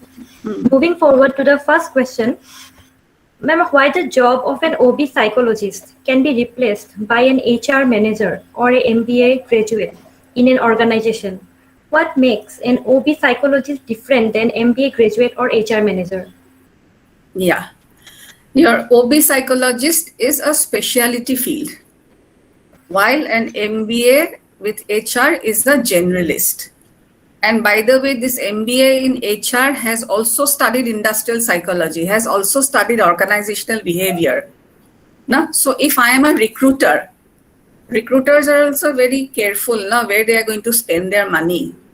I will take up an MBA HR who can do both HR activities also, and the organizational behavior part also will be taken care of. All right. The psychologist, organization psychologist, that specialty, I will require it occasionally. So maybe, when I do a cost benefit analysis, that is why I will pick up this MBA HR. That could be a reason. Thank you, ma'am. The second question is, ma'am, how to do a startup as a good entrepreneur? What are your views about entrepreneurship and startup potential in Assam? And where do you see Assam after 20 or 30 years? 20 or 30 years, I will not even be alive, by the way. So let me tell you what I think is going to happen in the next couple of years. Let me start with that part of the question. Of late, I've been observing that Assamese people are now less averse to becoming entrepreneurs. When I was a student, I don't think my family ever encouraged me to, get into business. Although my maternal uncle's side was heavily into business, still my own family parents never told me. They only said, study well, do academics, get into a, teaching job and all that. That was how I was brainwashed. All right. But now that when I see that my own students, they are giving up their comfortable jobs and they are going into entrepreneurship, I have a whole lot of respect for them. They're taking up this challenge. And believe me, I am inspired by these students. And so I have also started to form my own company at this age. I am in the process of forming what is known as a one-person company. Okay, that's a different story. But yes, entrepreneurship is now something that we take pride in. All right. Earlier, we were very scared about it for whatever reason. So that is one part. Then you're talking of startup, isn't that? And what was the second thing in between? One was a startup and? One was how to do a startup as a good entrepreneur. And the second one was what are your views about entrepreneurship and startup potential in Assam? Okay, potential part I have told you also. Now the startup part, first let's understand that if it is a startup, it has to be something which is a brand new idea which is coming. Okay. Even if it is not a brand new idea and you still want to do a regular business, you need to have this, what should I say, not only a good idea, but mentally also you have to be fit for that. And most of the times it is this mental fitness which matters more than the great idea. Great ideas are rather easy to come because if you do a whole lot of Google search, you will get all ideas coming in. No? But this idea and your personality has to fit, and so has your mental strength also to fit. If you are in LinkedIn, please connect with me. Today I have put up a coaching program for new entrepreneurs. All right, where I am going to help new entrepreneurs to build up on this mental strength. So if you are interested, you can consider joining that program, which will start from next month. All right. That will give you this confidence that, yes, I can do business. That confidence is very, very important. So that is one. I think I've answered these entrepreneurship. Next, if you have. Yes, ma'am. There is a question from a medical aspirant. It was like, I am a medical aspirant. What should I do if I could not crack NEET 2022? How do we improve? Yeah, okay, ma'am. You can answer. How do we improve ourselves as the worldly things are becoming more and more complicated? Worldly things are becoming more and more complicated. Now, these are two different things. Let me start with the NEET part. I'm assuming that this student is somebody who's completed class 12, I think. Because these is for class 12 also and for PG exams also. All right. I know how difficult it is because I have a son who had to crack NEET, not only for the MBBS, also for the PG. So I am aware of the level of dedication that is required. And today you have a whole lot of coaching facilities, whether it is offline or online, and your dedication is required. If you crack it, well and good. What I did for my son is that I told him that, if God forbid if you don't crack it, you are going to be depressed. So you must have an alternative. Although Anand Mishra sir says that don't have an alternative, but I told him that you must have an alternative which is almost medical-like. So there are branches of study which are almost medical-like. So keep those things in mind also. because medical colleges are very limited as compared to engineering colleges. Okay. If you have done your work well, if you cracked it well and good. If you have not cracked, I have seen people take a second chance, but I personally would not advise going again for a third, fourth and all that, time to shift and find out another interesting one that you can do. And what was his second part? Complexities. Yes, ma'am. How we improve ourselves as the worldly things are becoming more and more complicated. Worldly things are becoming more and more complicated. I'm really not sure what the participant is saying. Is the participant here?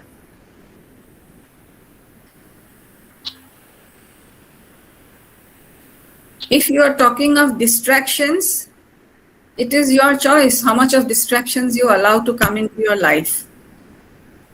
If you're talking of that, I'm just assuming that this is what you are talking of. So it is your choice how much you are allowing yourself to be distracted. We have a lot of things to be distracted. Netflix is there, WhatsApp is there, YouTube is there, whatever. All right. Decide what you want out of life.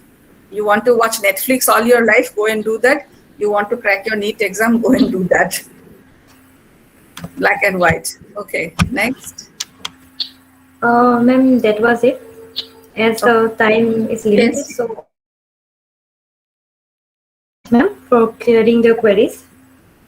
Thank you. I Now- will just hang around for a few minutes and then I will leave. Yeah, sure, ma'am. Yeah, okay. Yes, sure, ma'am.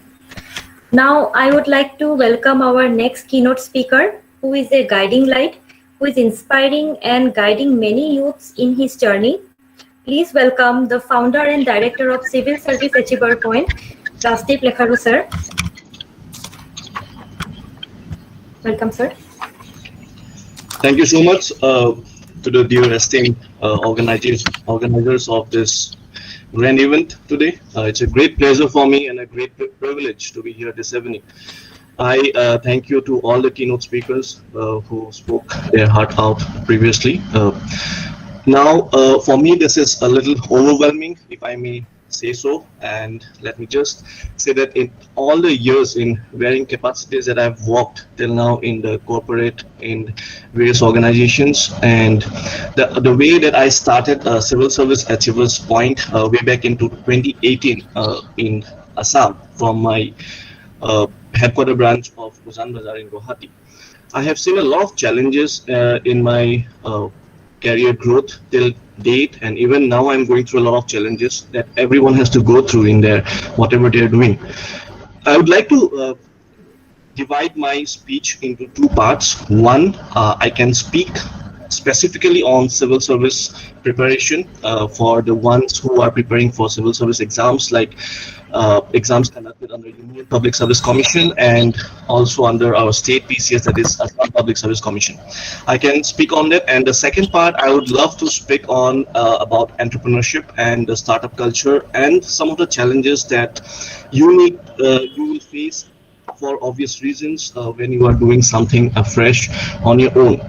All right, but first let me come to a specific question, like which every one of us go through, like when we are about to, like in a high schools or during a graduation, everyone asks us like, what is your aim in life? What do you want to do? And I'm very sorry to say here that there are certain negative aspects which we all face in our lifetime. For example, we see some role model in our family members or within our neighborhood, or maybe at the time of digital revolution, when there's the internet, we see a lot of role models, and we all want to become like that.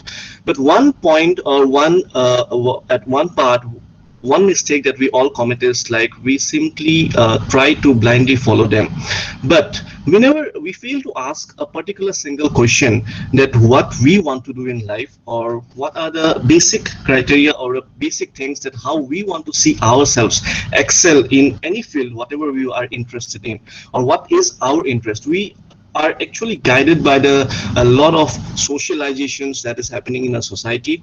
And I won't say that that is a wrong thing. Obviously, the socialization is a good thing, and there are many positive factors which guide us towards the positive direction or towards the right direction in building up our own career.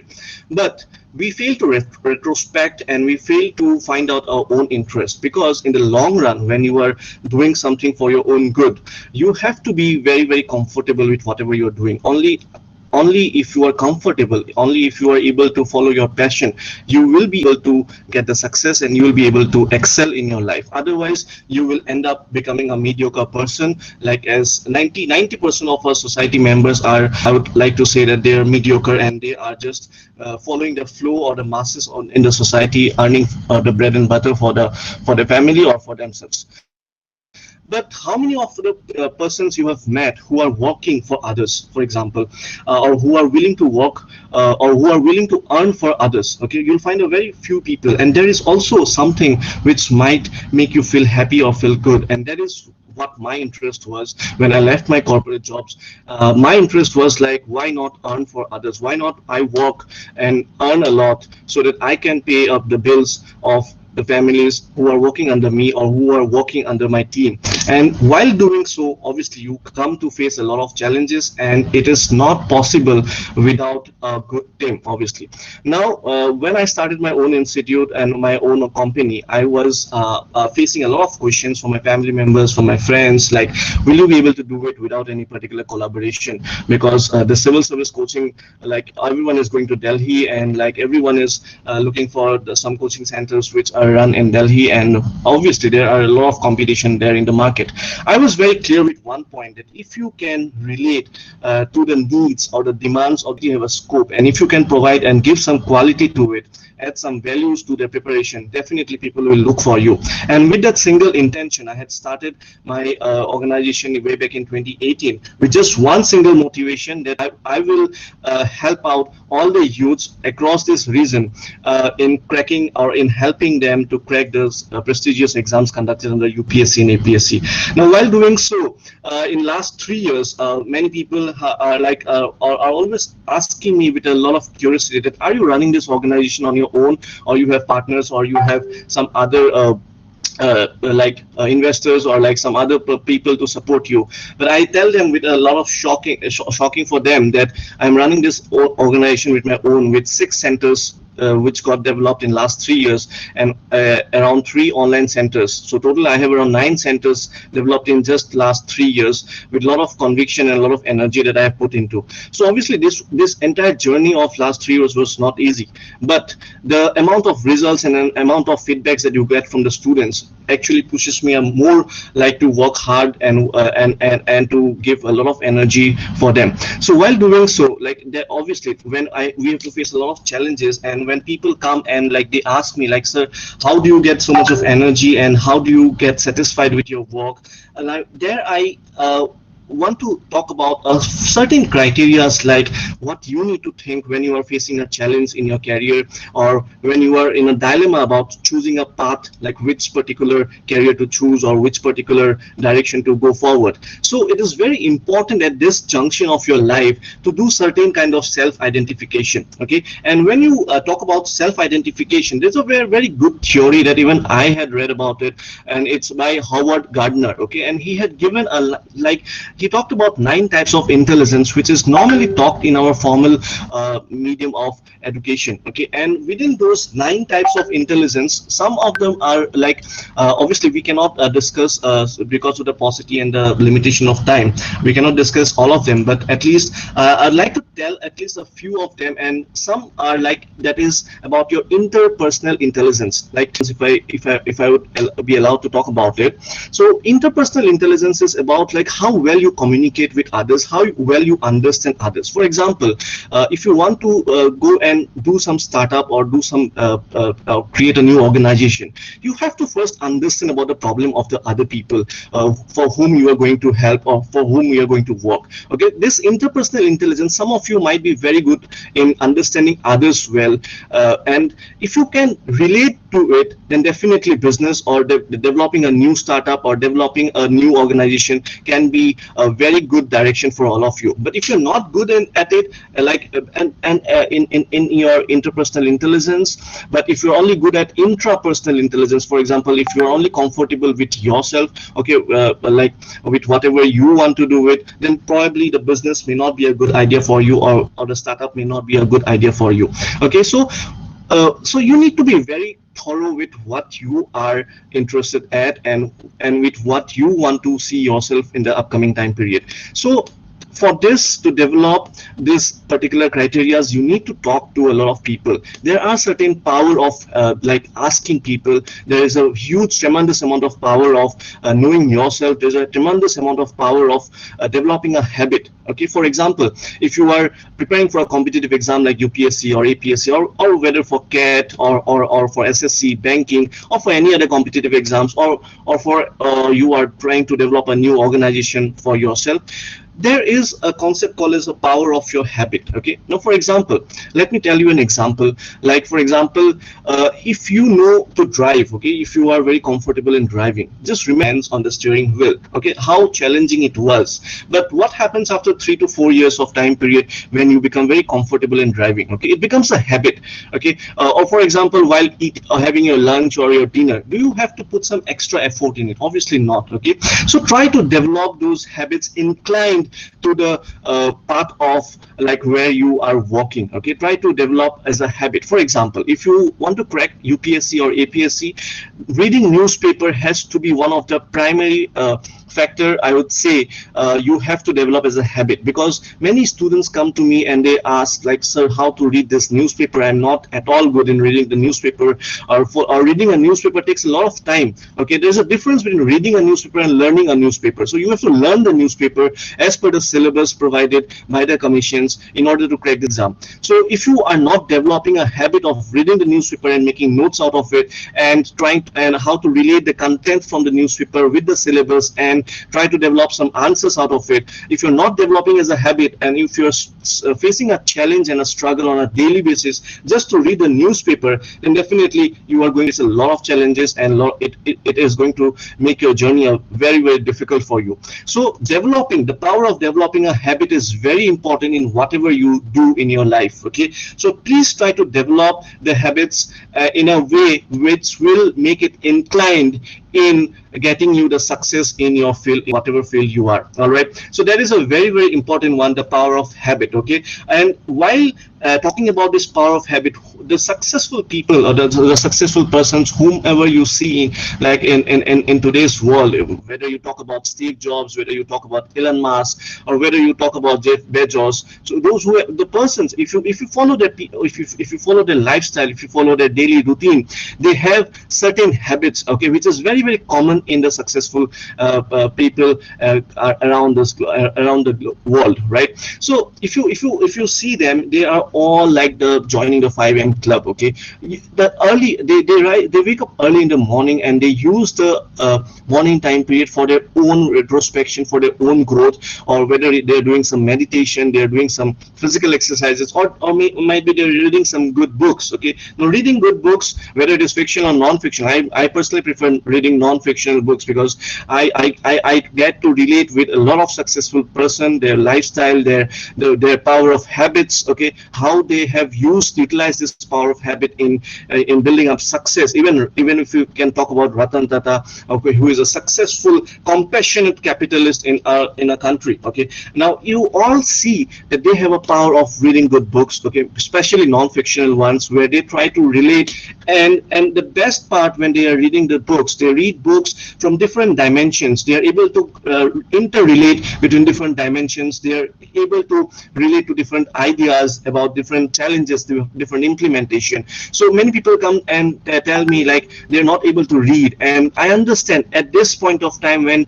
like there are a lot of distractions, and even ma'am had talked about it, a lot of distractions are there. You're like you open up your mobile phone and there are so many pop-ups, there's so many notifications coming up, and it's very easy to get distracted at this point of time. Now that is where your power of habit and your power of controlling your mind will actually come to reside. skew.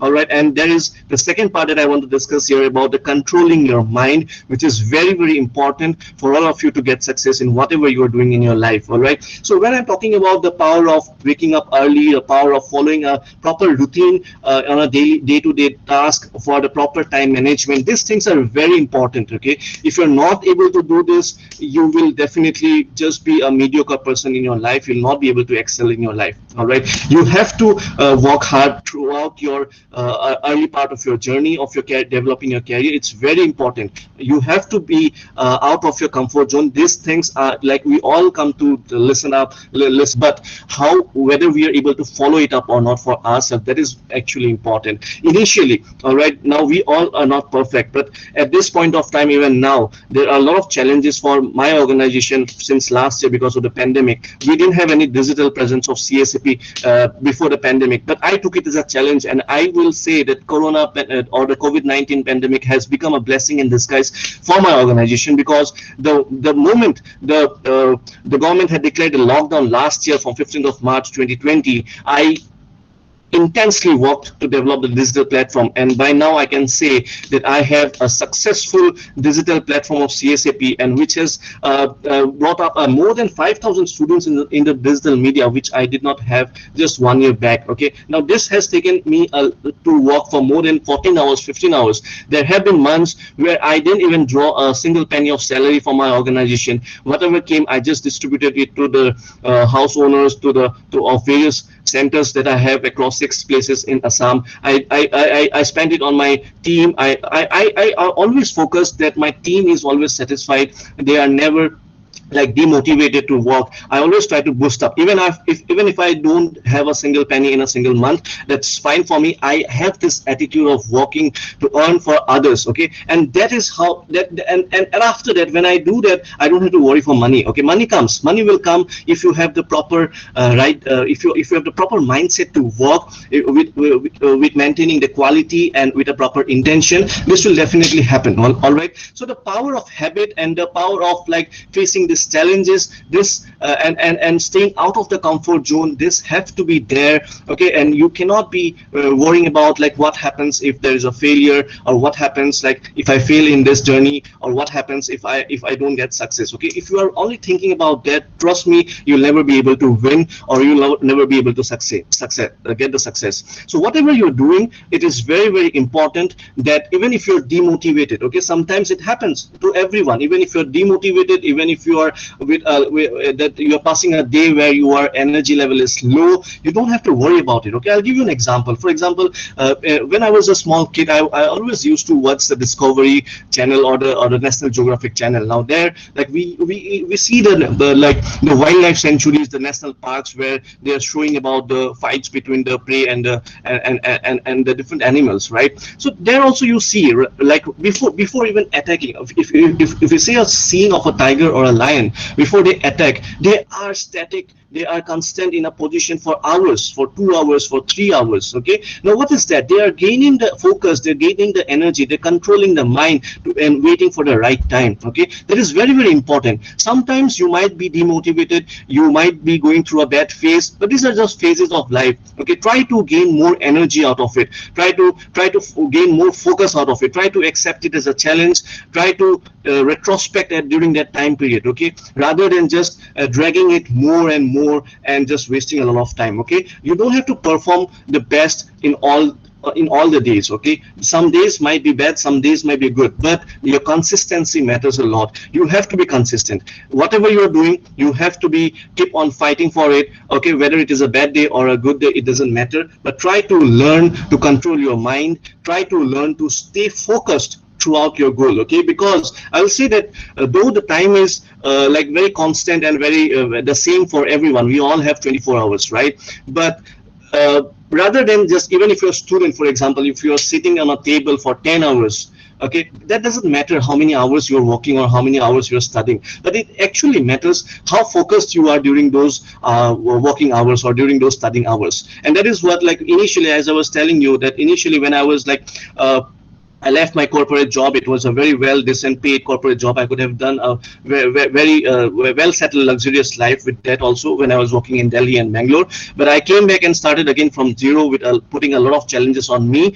And that is where like I started working with a stopwatch. I always have a stopwatch with me. Okay, whenever I'm working or whenever I'm studying, I always keep that stopwatch running. Okay, and for example, if I get a phone call, I just put the stopwatch off. Okay, and after the day, initially I used to observe and analyze like what is the total productive hours that I am actually putting into for my job or for my studies. Okay, and I was very shocked to know in spite of spending 10 hours or 12 hours in my desk, okay, I was just productive only for 2 hours or 3 hours. Sometimes I was just productive only for 42 minutes. In fact, only for 1 hour or so. You'll be shocked to say this. Okay, and that is where I realized that the amount of distractions and the amount of time waste that we actually commit. Okay, and these are actually mistakes that nobody talks about, but these are certain things that we need to work upon on ourselves if we actually want to become productive, and we need to increase our efficiency in order to get success, because efficiency and productivity has to be there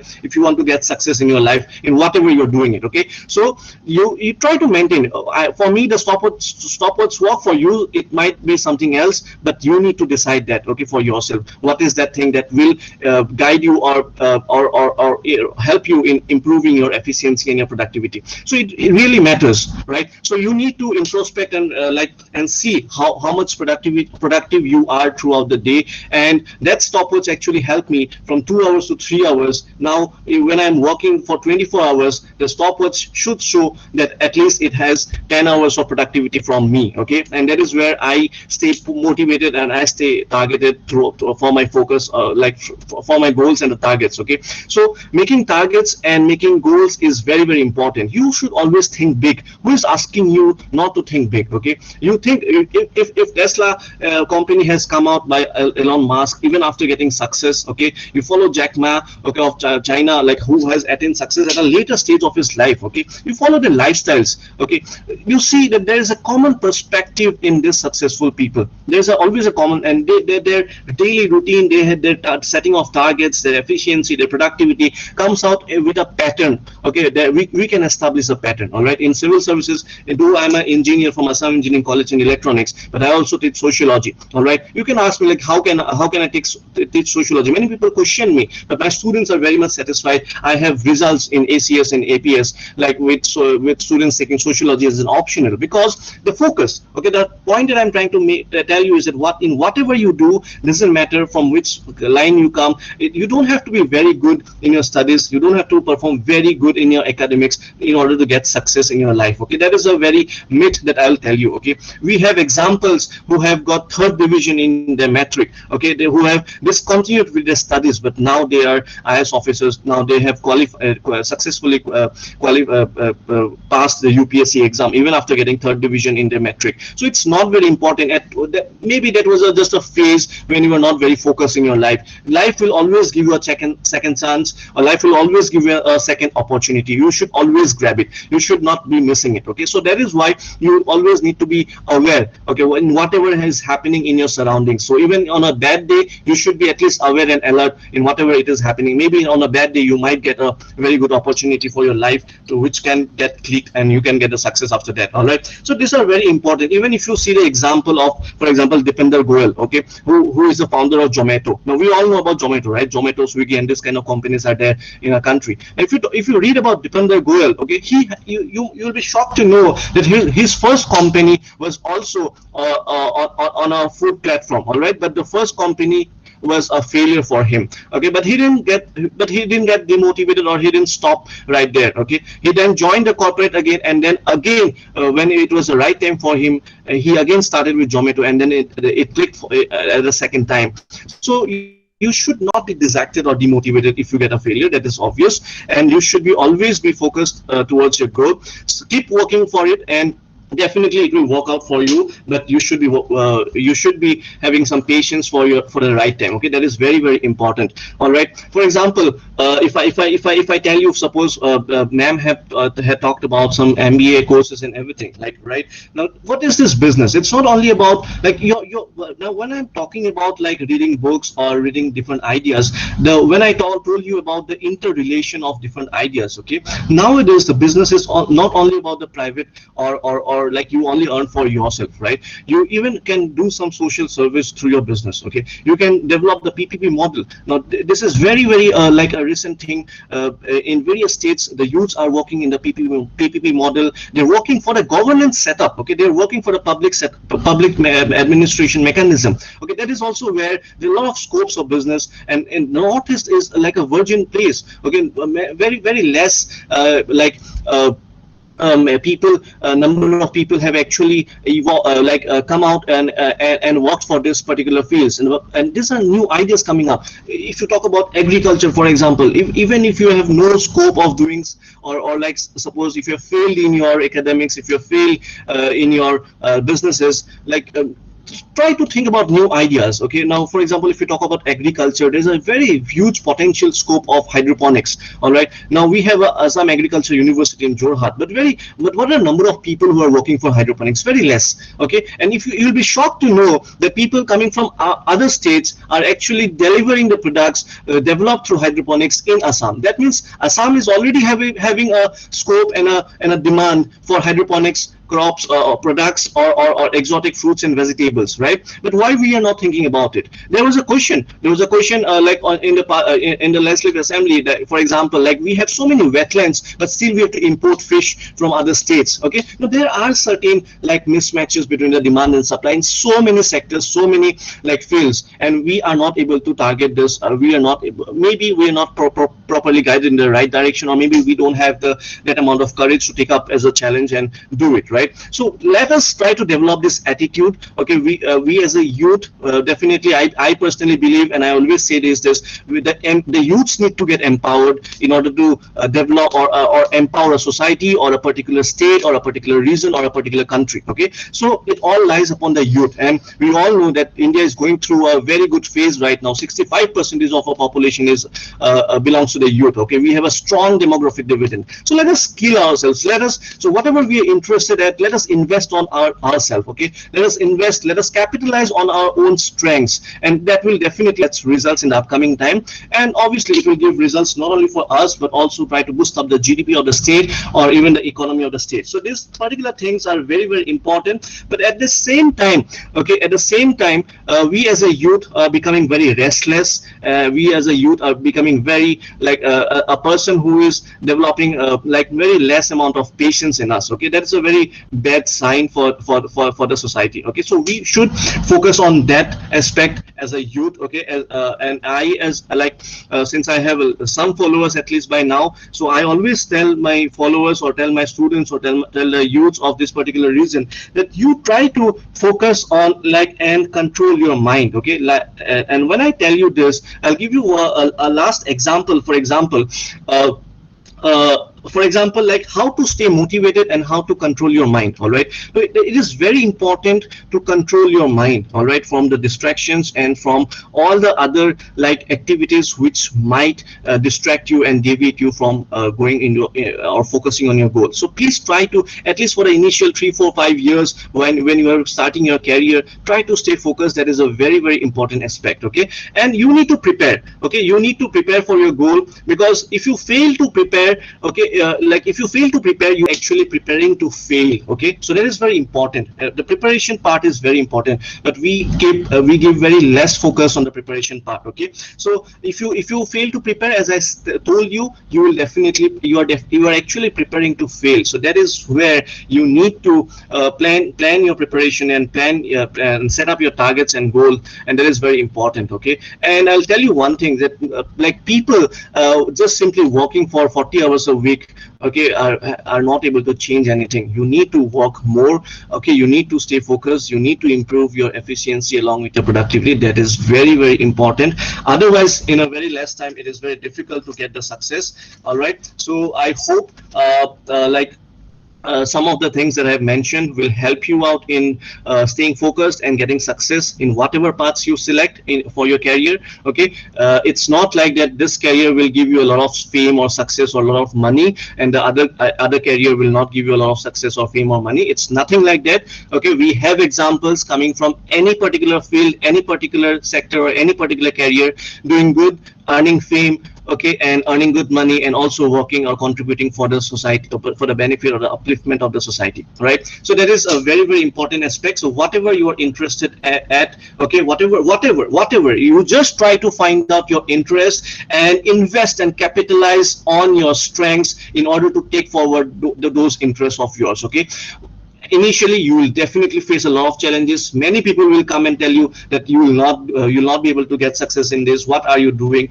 Just forget about it. Okay, just forget about it. Just focus on yourself. Try to maintain the efficiency. Okay, and you are the one who can guide yourself. No one else can guide you. Okay, this kind of sessions, or even if you open YouTube, or even if you go and listen to your role models, you'll get a lot of motivation. But the motivation thing cannot be an external thing for you to show you the success. Okay, it is always the internal motivation that will actually guide you to success, to get the success. So it all depends on how you as a person, you are internally motivated to do something in your life. Okay, so that is why it is very important to find out your interest and find out your passion. And if you can work on your interest and or whatever you are like very passionate about, definitely you'll excel in it. Okay, because suppose if you have done your engineering, okay, suppose if you have done your engineering from any particular field, just by looking at someone that person is earning good by doing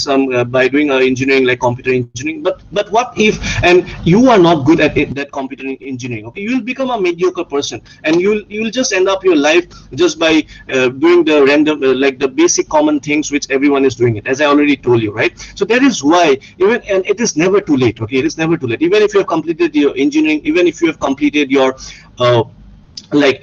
your masters or whatever it is, and you suddenly realize that something new is coming to you and you are actually excited about you should definitely take a chance about it. Okay, because even if you talk about my success in the last 3 years, I will not say that I'm a successful person by now. I have a lot of things to do. Okay, but whatever I have contributed till now, okay, it was all planned. I had a proper roadmap that in first year what I will do, because the first year I never expanded. Okay, I never expanded. I had only one center, but I had always the idea of expanding to the second center. In the second year, I started my expansion, and I got a lot of opportunities. Cotton University invited me. I have a center at Cotton University. District Administration of Tinsukia invited me to collaborate with them. So when you start working, your path automatically opens up. Okay, you start getting new opportunities, and you should always grab it and start working for it.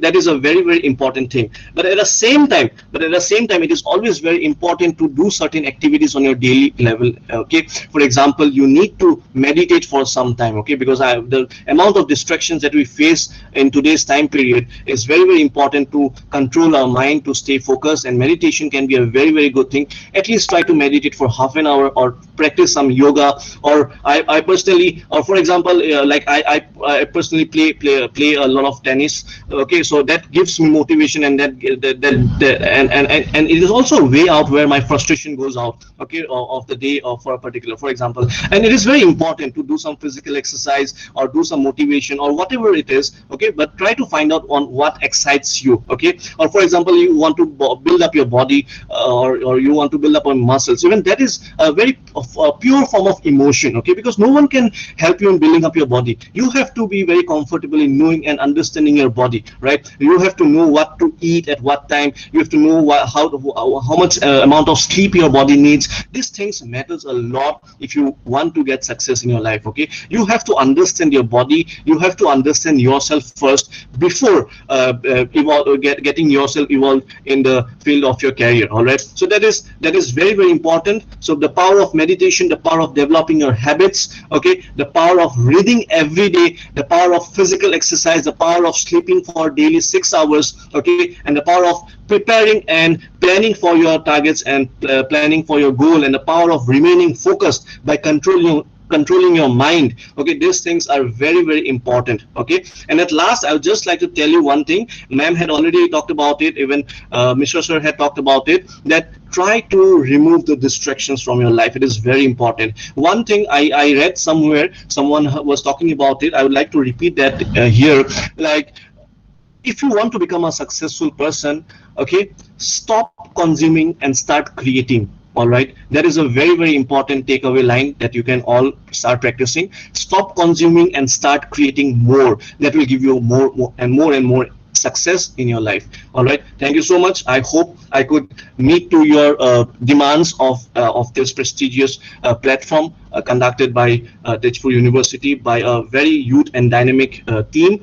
Thank you so much for giving me this opportunity and to interact with so many dynamic youths of our country. And I hope I could meet your expectations. Thank you so much, and all the best, and my best wishes to each and every one of you.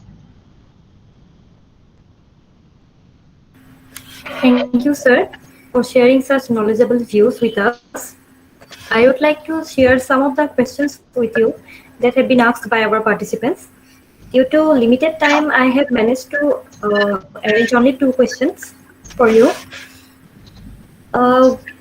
One participant has asked that as many of the candidates after higher secondary face a lot of confusion relating what they need to pursue, whether medical or engineering. But except medical and engineering, are there any opportunities available for them, for science students? For science students, all right. Yes, definitely. Like at this time period, like if you are not going for engineering or medical, there are like so many things that you can work upon. Okay, for example, nowadays when we open up the YouTube, we see a 9-year-old kid earning a lot of money from the YouTube itself, okay, just by creating some good content videos, all right, or in fact, in the field of digital marketing, okay, you don't need any engineering or medical to excel in the field of digital marketing, all right. So there are various opportunities, there are various fields. You just need to talk to people, you just need to keep yourself open with new ideas, okay. There is, for example, you can start working on hydroponics. As I already mentioned, you don't need any special training or special for example, I'll tell you some special course or diploma or degree for it, okay. But definitely your graduation and your like if you're not very focused on engineering or medical, okay, if you want to and if you're not very sure about it, I would suggest go and study some general line, okay, because because till graduation actually we are preparing ourselves, okay. For example, in India, actually, this is very unfortunate because maximum 90% of the people or the students are not very clear with what to do in life till their graduation time period, okay. And we all become very sure after our graduation, because what happens actually, if you see here, because after the graduation, we normally go out of our house, or we normally go out to a particular different state, and we see a altogether different world, okay. We get an exposure, and that exposure is very, very important. So I would suggest, like, for example, if you are not very sure with what you want to do, if you are in a dilemma, okay, in selecting what particular field you want to do, or if you're a science background student, you just go and explore the world, okay. Nowadays you can even explore through the internet. You will see a lot of ideas, okay. You can be if you're very good in writing, or if you're very good in, for example, language, you can start writing, you can start working as a content developer, okay. Even if you're a science background student, it doesn't matter. If and that is where you need to know about your strength, okay. For example, if you are good at language, you are very good in you have some good writing skills, you start working as a content developer. Content developers are working in lakhs of money they are getting every month, okay. So nothing can stop you. So that is what I talked about. Like, for example, you just need to be very, very sure about where you are interested at, all right. And also, for example, like if I'll tell you, like you can just while developing the interest, you can just find out that who are the successful persons, okay. Now, in finding out those successful persons, if you just say like this, that acha unko success isliye mila because like he got some support, or he was very lucky, okay, or maybe like they are very special or very extraordinary, how can I do it, okay. If you start questioning like that to yourself, you'll never get the success, okay. You start developing a perspective where you will see like, you'll find out the strengths where they worked upon, those successful people. Okay, so please try to develop those strengths and capitalize on it. That will give you some good motivation and also to some ideas to stay focused, and definitely in the long run it will give you success. Thank you. And the second question is that for more general knowledge, which are the suitable books and magazines for UPSC? All right, for UPSC, definitely, I would say to start with, to develop your foundation, it is very, very important to go through the NCRTs and a very and a basic newspaper. Okay, at least at the national level, it is very important. Whether it is the Hindu or the Indian Express, you should be definitely reading it. Okay, that is a very important one. And at the same time, start with the NCRTs. I would say from class 6 to 12, you should be very comfortable with the content of the NCRTs. Read it for 3 times, 4 times, all right, and then go to the other standard reference books. For example, there are various reference standard books like M. Lakshmikant for Indian polity. That is a very, very important one you need to follow, all right. After that, you have Bipin Chandra for history, you have G.C. Leong for geography, and then you have like Pavneet Singh for international relations, published under McGraw-Hill publication. You also can like follow up, like these are standard books. If you want to get the entire book list, you can refer to our website. We have the book list there, www.csap.co.in. But otherwise, only reading these books will not help you. You need to be very comfortable with some government publications. Like you can read the India Yearbook, okay, published by Ministry of Information and Broadcasting. That is a very good book because of the language. Already, the language you write in a pure administrative language, and which you can also develop as a future administrator or as a future bureaucrat. There's some good magazines which you can always follow, like Yojana or the Kurukshetra. It comes up with very, very good analysis of various socio-economic issues going on. Okay, for example, on women empowerment, for example, on sanitation, issue of sanitation, or for example, on rural development, or for example, on the development of MSME, micro, small, medium enterprises. All right, so you need to be very comfortable with this type of magazines. Along at the same time, please read the newspaper, read the editorials on a daily basis. Okay, try to articulate your thoughts, try to relate to it. Okay, and try to think on it. Okay, thinking is very important. Only reading will not suffice for you to crack this exam. You need to think, you need to interrelate, and you need to interrelate with the syllabus of the mains. Okay, all the GS 1, 2, 3, 4, 5,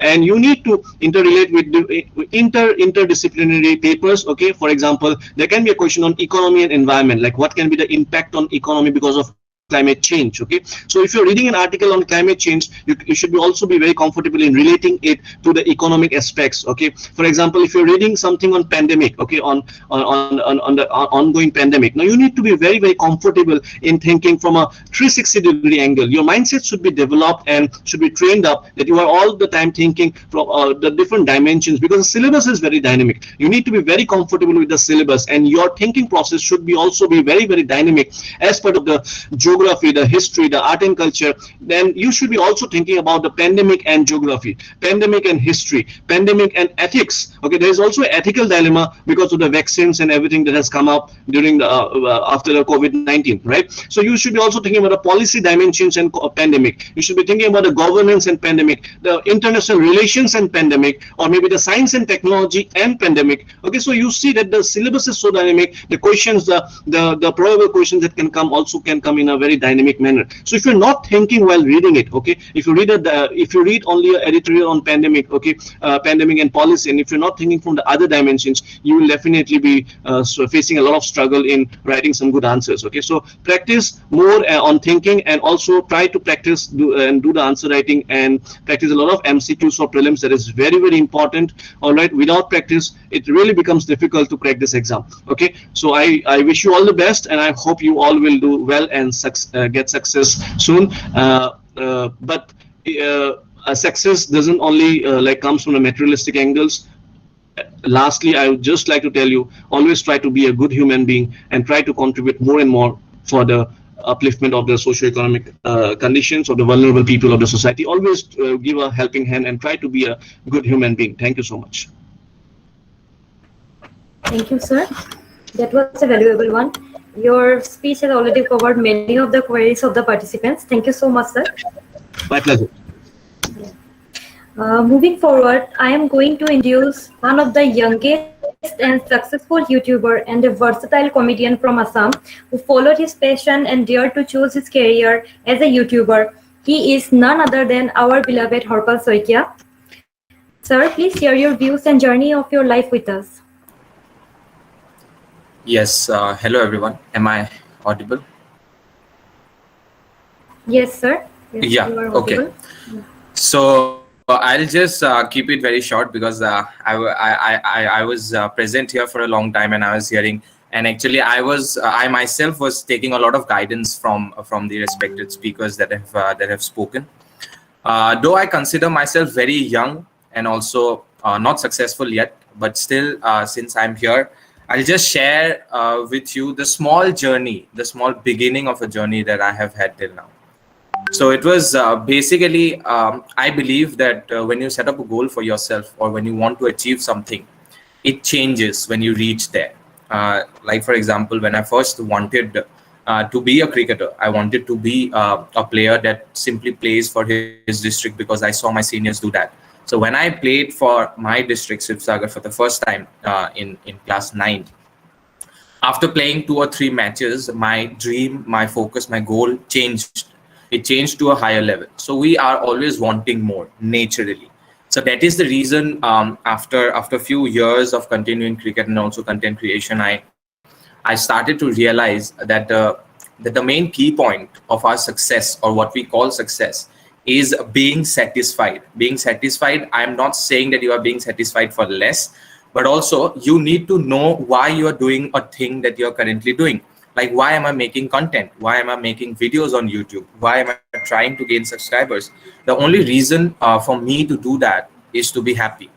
Because I still remember that this whole scenario of content creation is very new to me.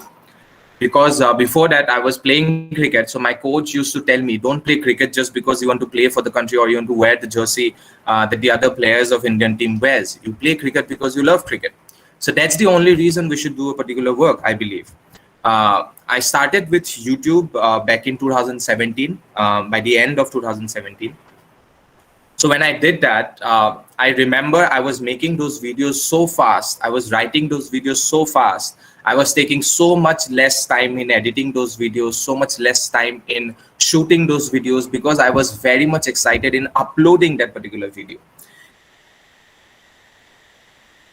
And when I was excited in uploading that particular video, after a few years of not getting success, like not few years, it's after 2 years of not getting success on YouTube, I realized that it is not the uploading part that I need to focus on. Because when you go through a journey, it is the process that matters. It is the sheer patience that you have, or the dedication that you have to during the process of going in with that particular kind of work. So for me, I believe, because many of you or many of my friends also think that when I make videos, when I write scripts for straight 15 days and doesn't come out as good, and also sometimes I ponder upon a particular idea and I spend 10 days, 11 days writing with it. So I have currently just now before joining this seminar, I have finished the script, and I was planning to shoot it tonight. That script took me 7 days and 6 different versions of it to finish. So this particular phase of me, when I write a script or when I shoot a video, is very boring. I'm just putting it straight. It is boring. So it was boring for me back in 2017, and that was the reason I was not able to get a lot of views or a success or satisfaction when I uploaded that video through the feedback. Then I got to realize that it is the process. It is the boring process that you need to manufacture, or you need to manifest in your head, that is the process that you should be in love with. Because everything that you achieve, once you are at the top, you'll definitely want to be more higher. So that particular top will be your benchmark after you reach there. But when you are love with the process of doing it, when you are manifesting, that doesn't matter where it takes us, but I'll be in love with the process. I'll be happy while continuing with the process. Then I think you will reach a point, or you'll set a benchmark for yourself that yes, if I can do this, I can go even more further. Because while writing only, I used to get so many ideas while writing. So while writing, I realized one thing, that when we are a child, so we many of the small children, they want to pull the hairs of the people who are holding them. Those babies want to pull the hairs, and those babies cry, they fight, because their eventual goal is to pull the hair, but they never leave it. They get satisfied, or they stop crying once they pull the hairs of the people who they wanted to pull before. So that is exactly the I think mindset that we must have while going in with the process. That we should always be trying, because I recently read few books actually. So from there I got to know that when the times are hard, when you are at a point where your mind says that I need to quit this, so that is exactly the time when you need to just do it a bit more. So because that is the whole idea of it. And also I'll just speak about this particular platform that I'm in, the digital marketing platform. So I did my graduation from Amity University in journalism and mass communication. So before the lockdown began, I applied for many news channels, many TV channels. So at that point of time, due to some issues of the family, I didn't take up a job that I was getting. Then I started YouTube. So this particular version of YouTube that you are seeing was not planned. It was an instinctive move. It was a move where what I always wanted to do, but I always had excuses in my mind not to do it. I don't have a camera. I don't have so much audience. Will I get subscribers? So those were the excuses that were pulling me from behind not to start this particular thing.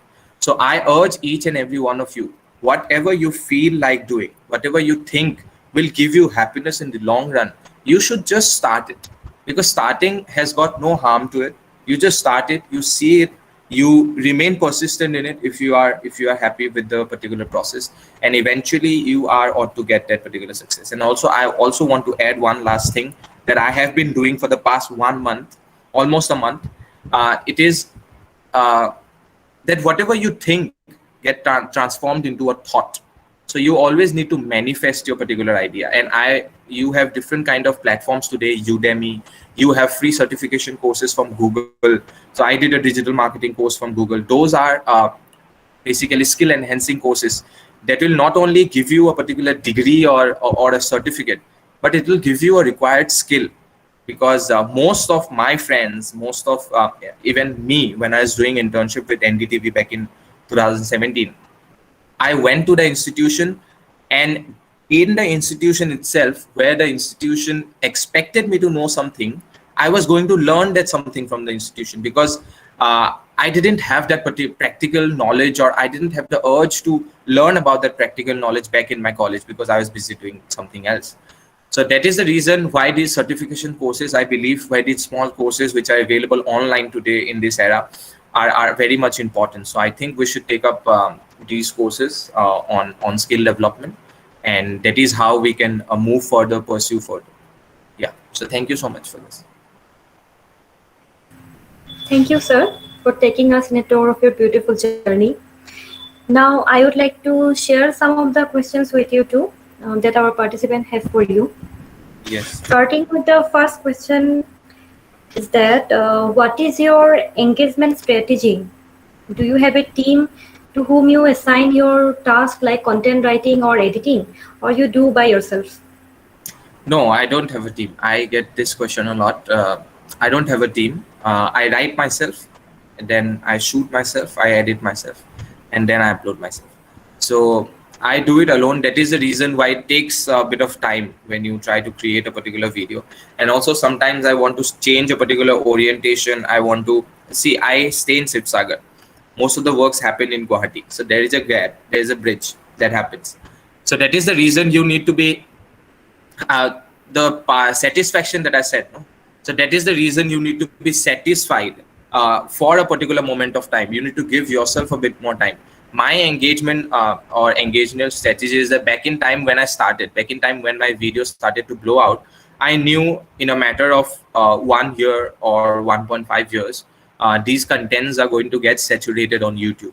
Today in 2021, the way you used Google before, now you use YouTube in that particular manner. You search for everything on YouTube. You put it on 1.5x, or you put up a video and you open it.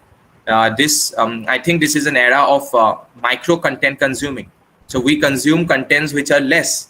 Like if you see a video 40 minutes long, you think a lot before opening it.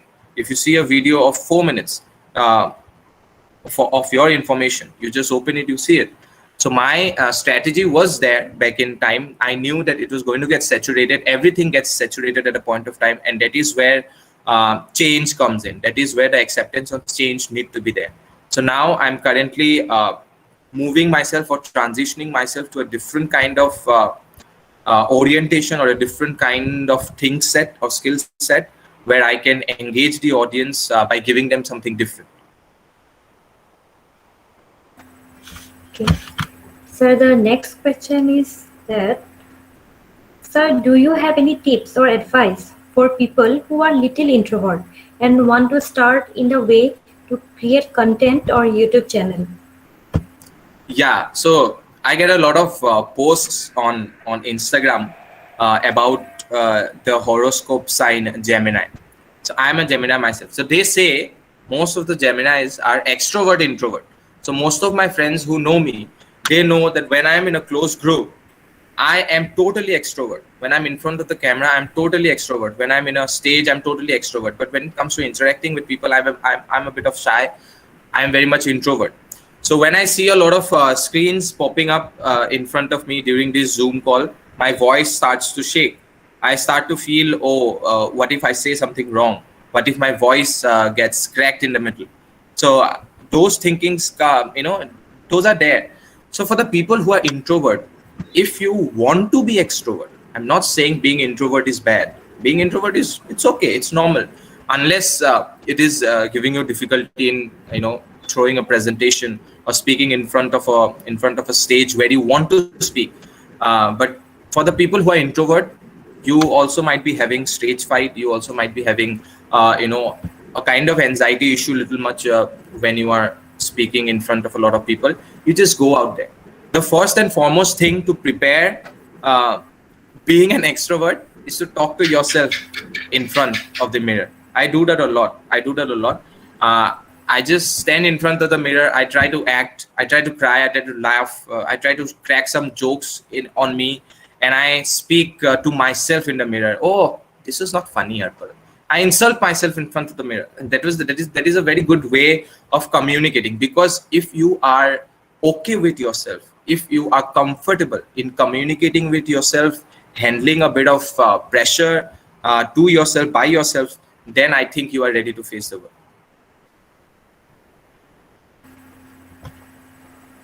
And one more question is that, what are the steps to be done to increase views or subscribers in a YouTube channel?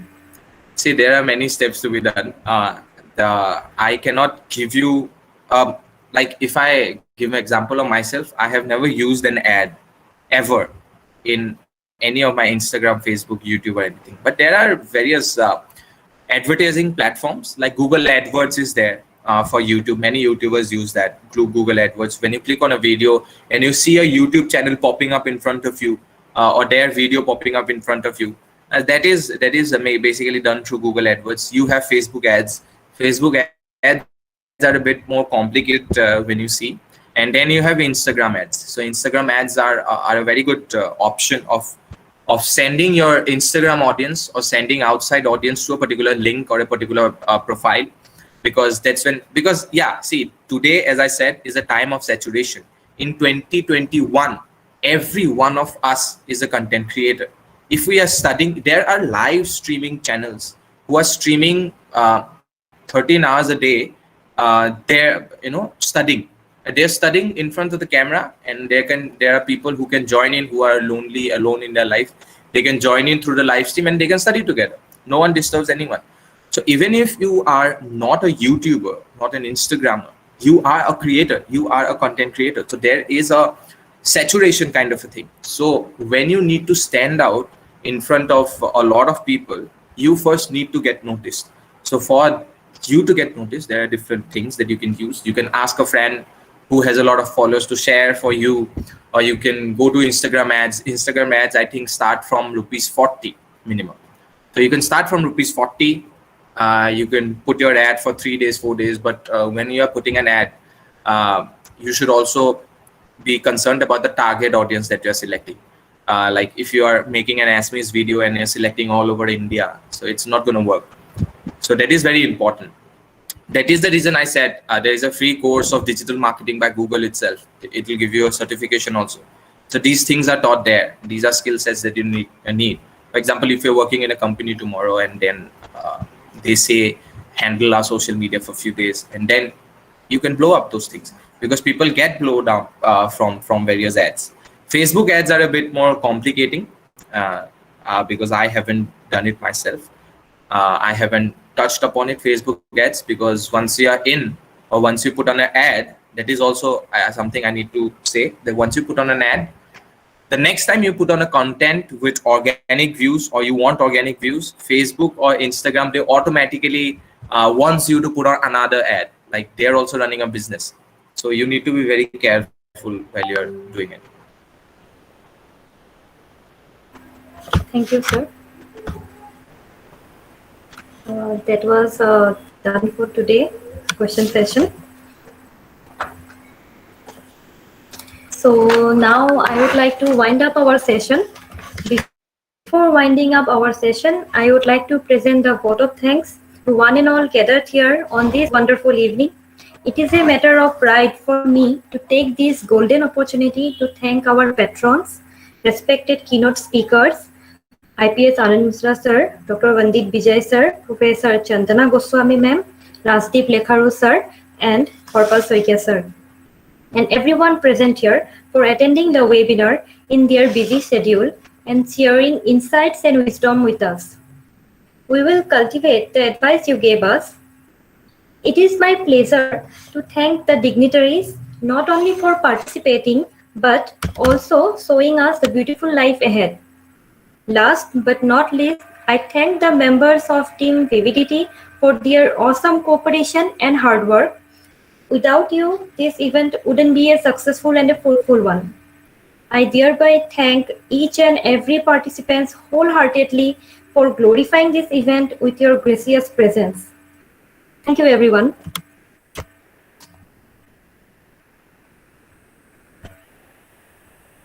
So here our webinar has ended. Thank you all for coming here.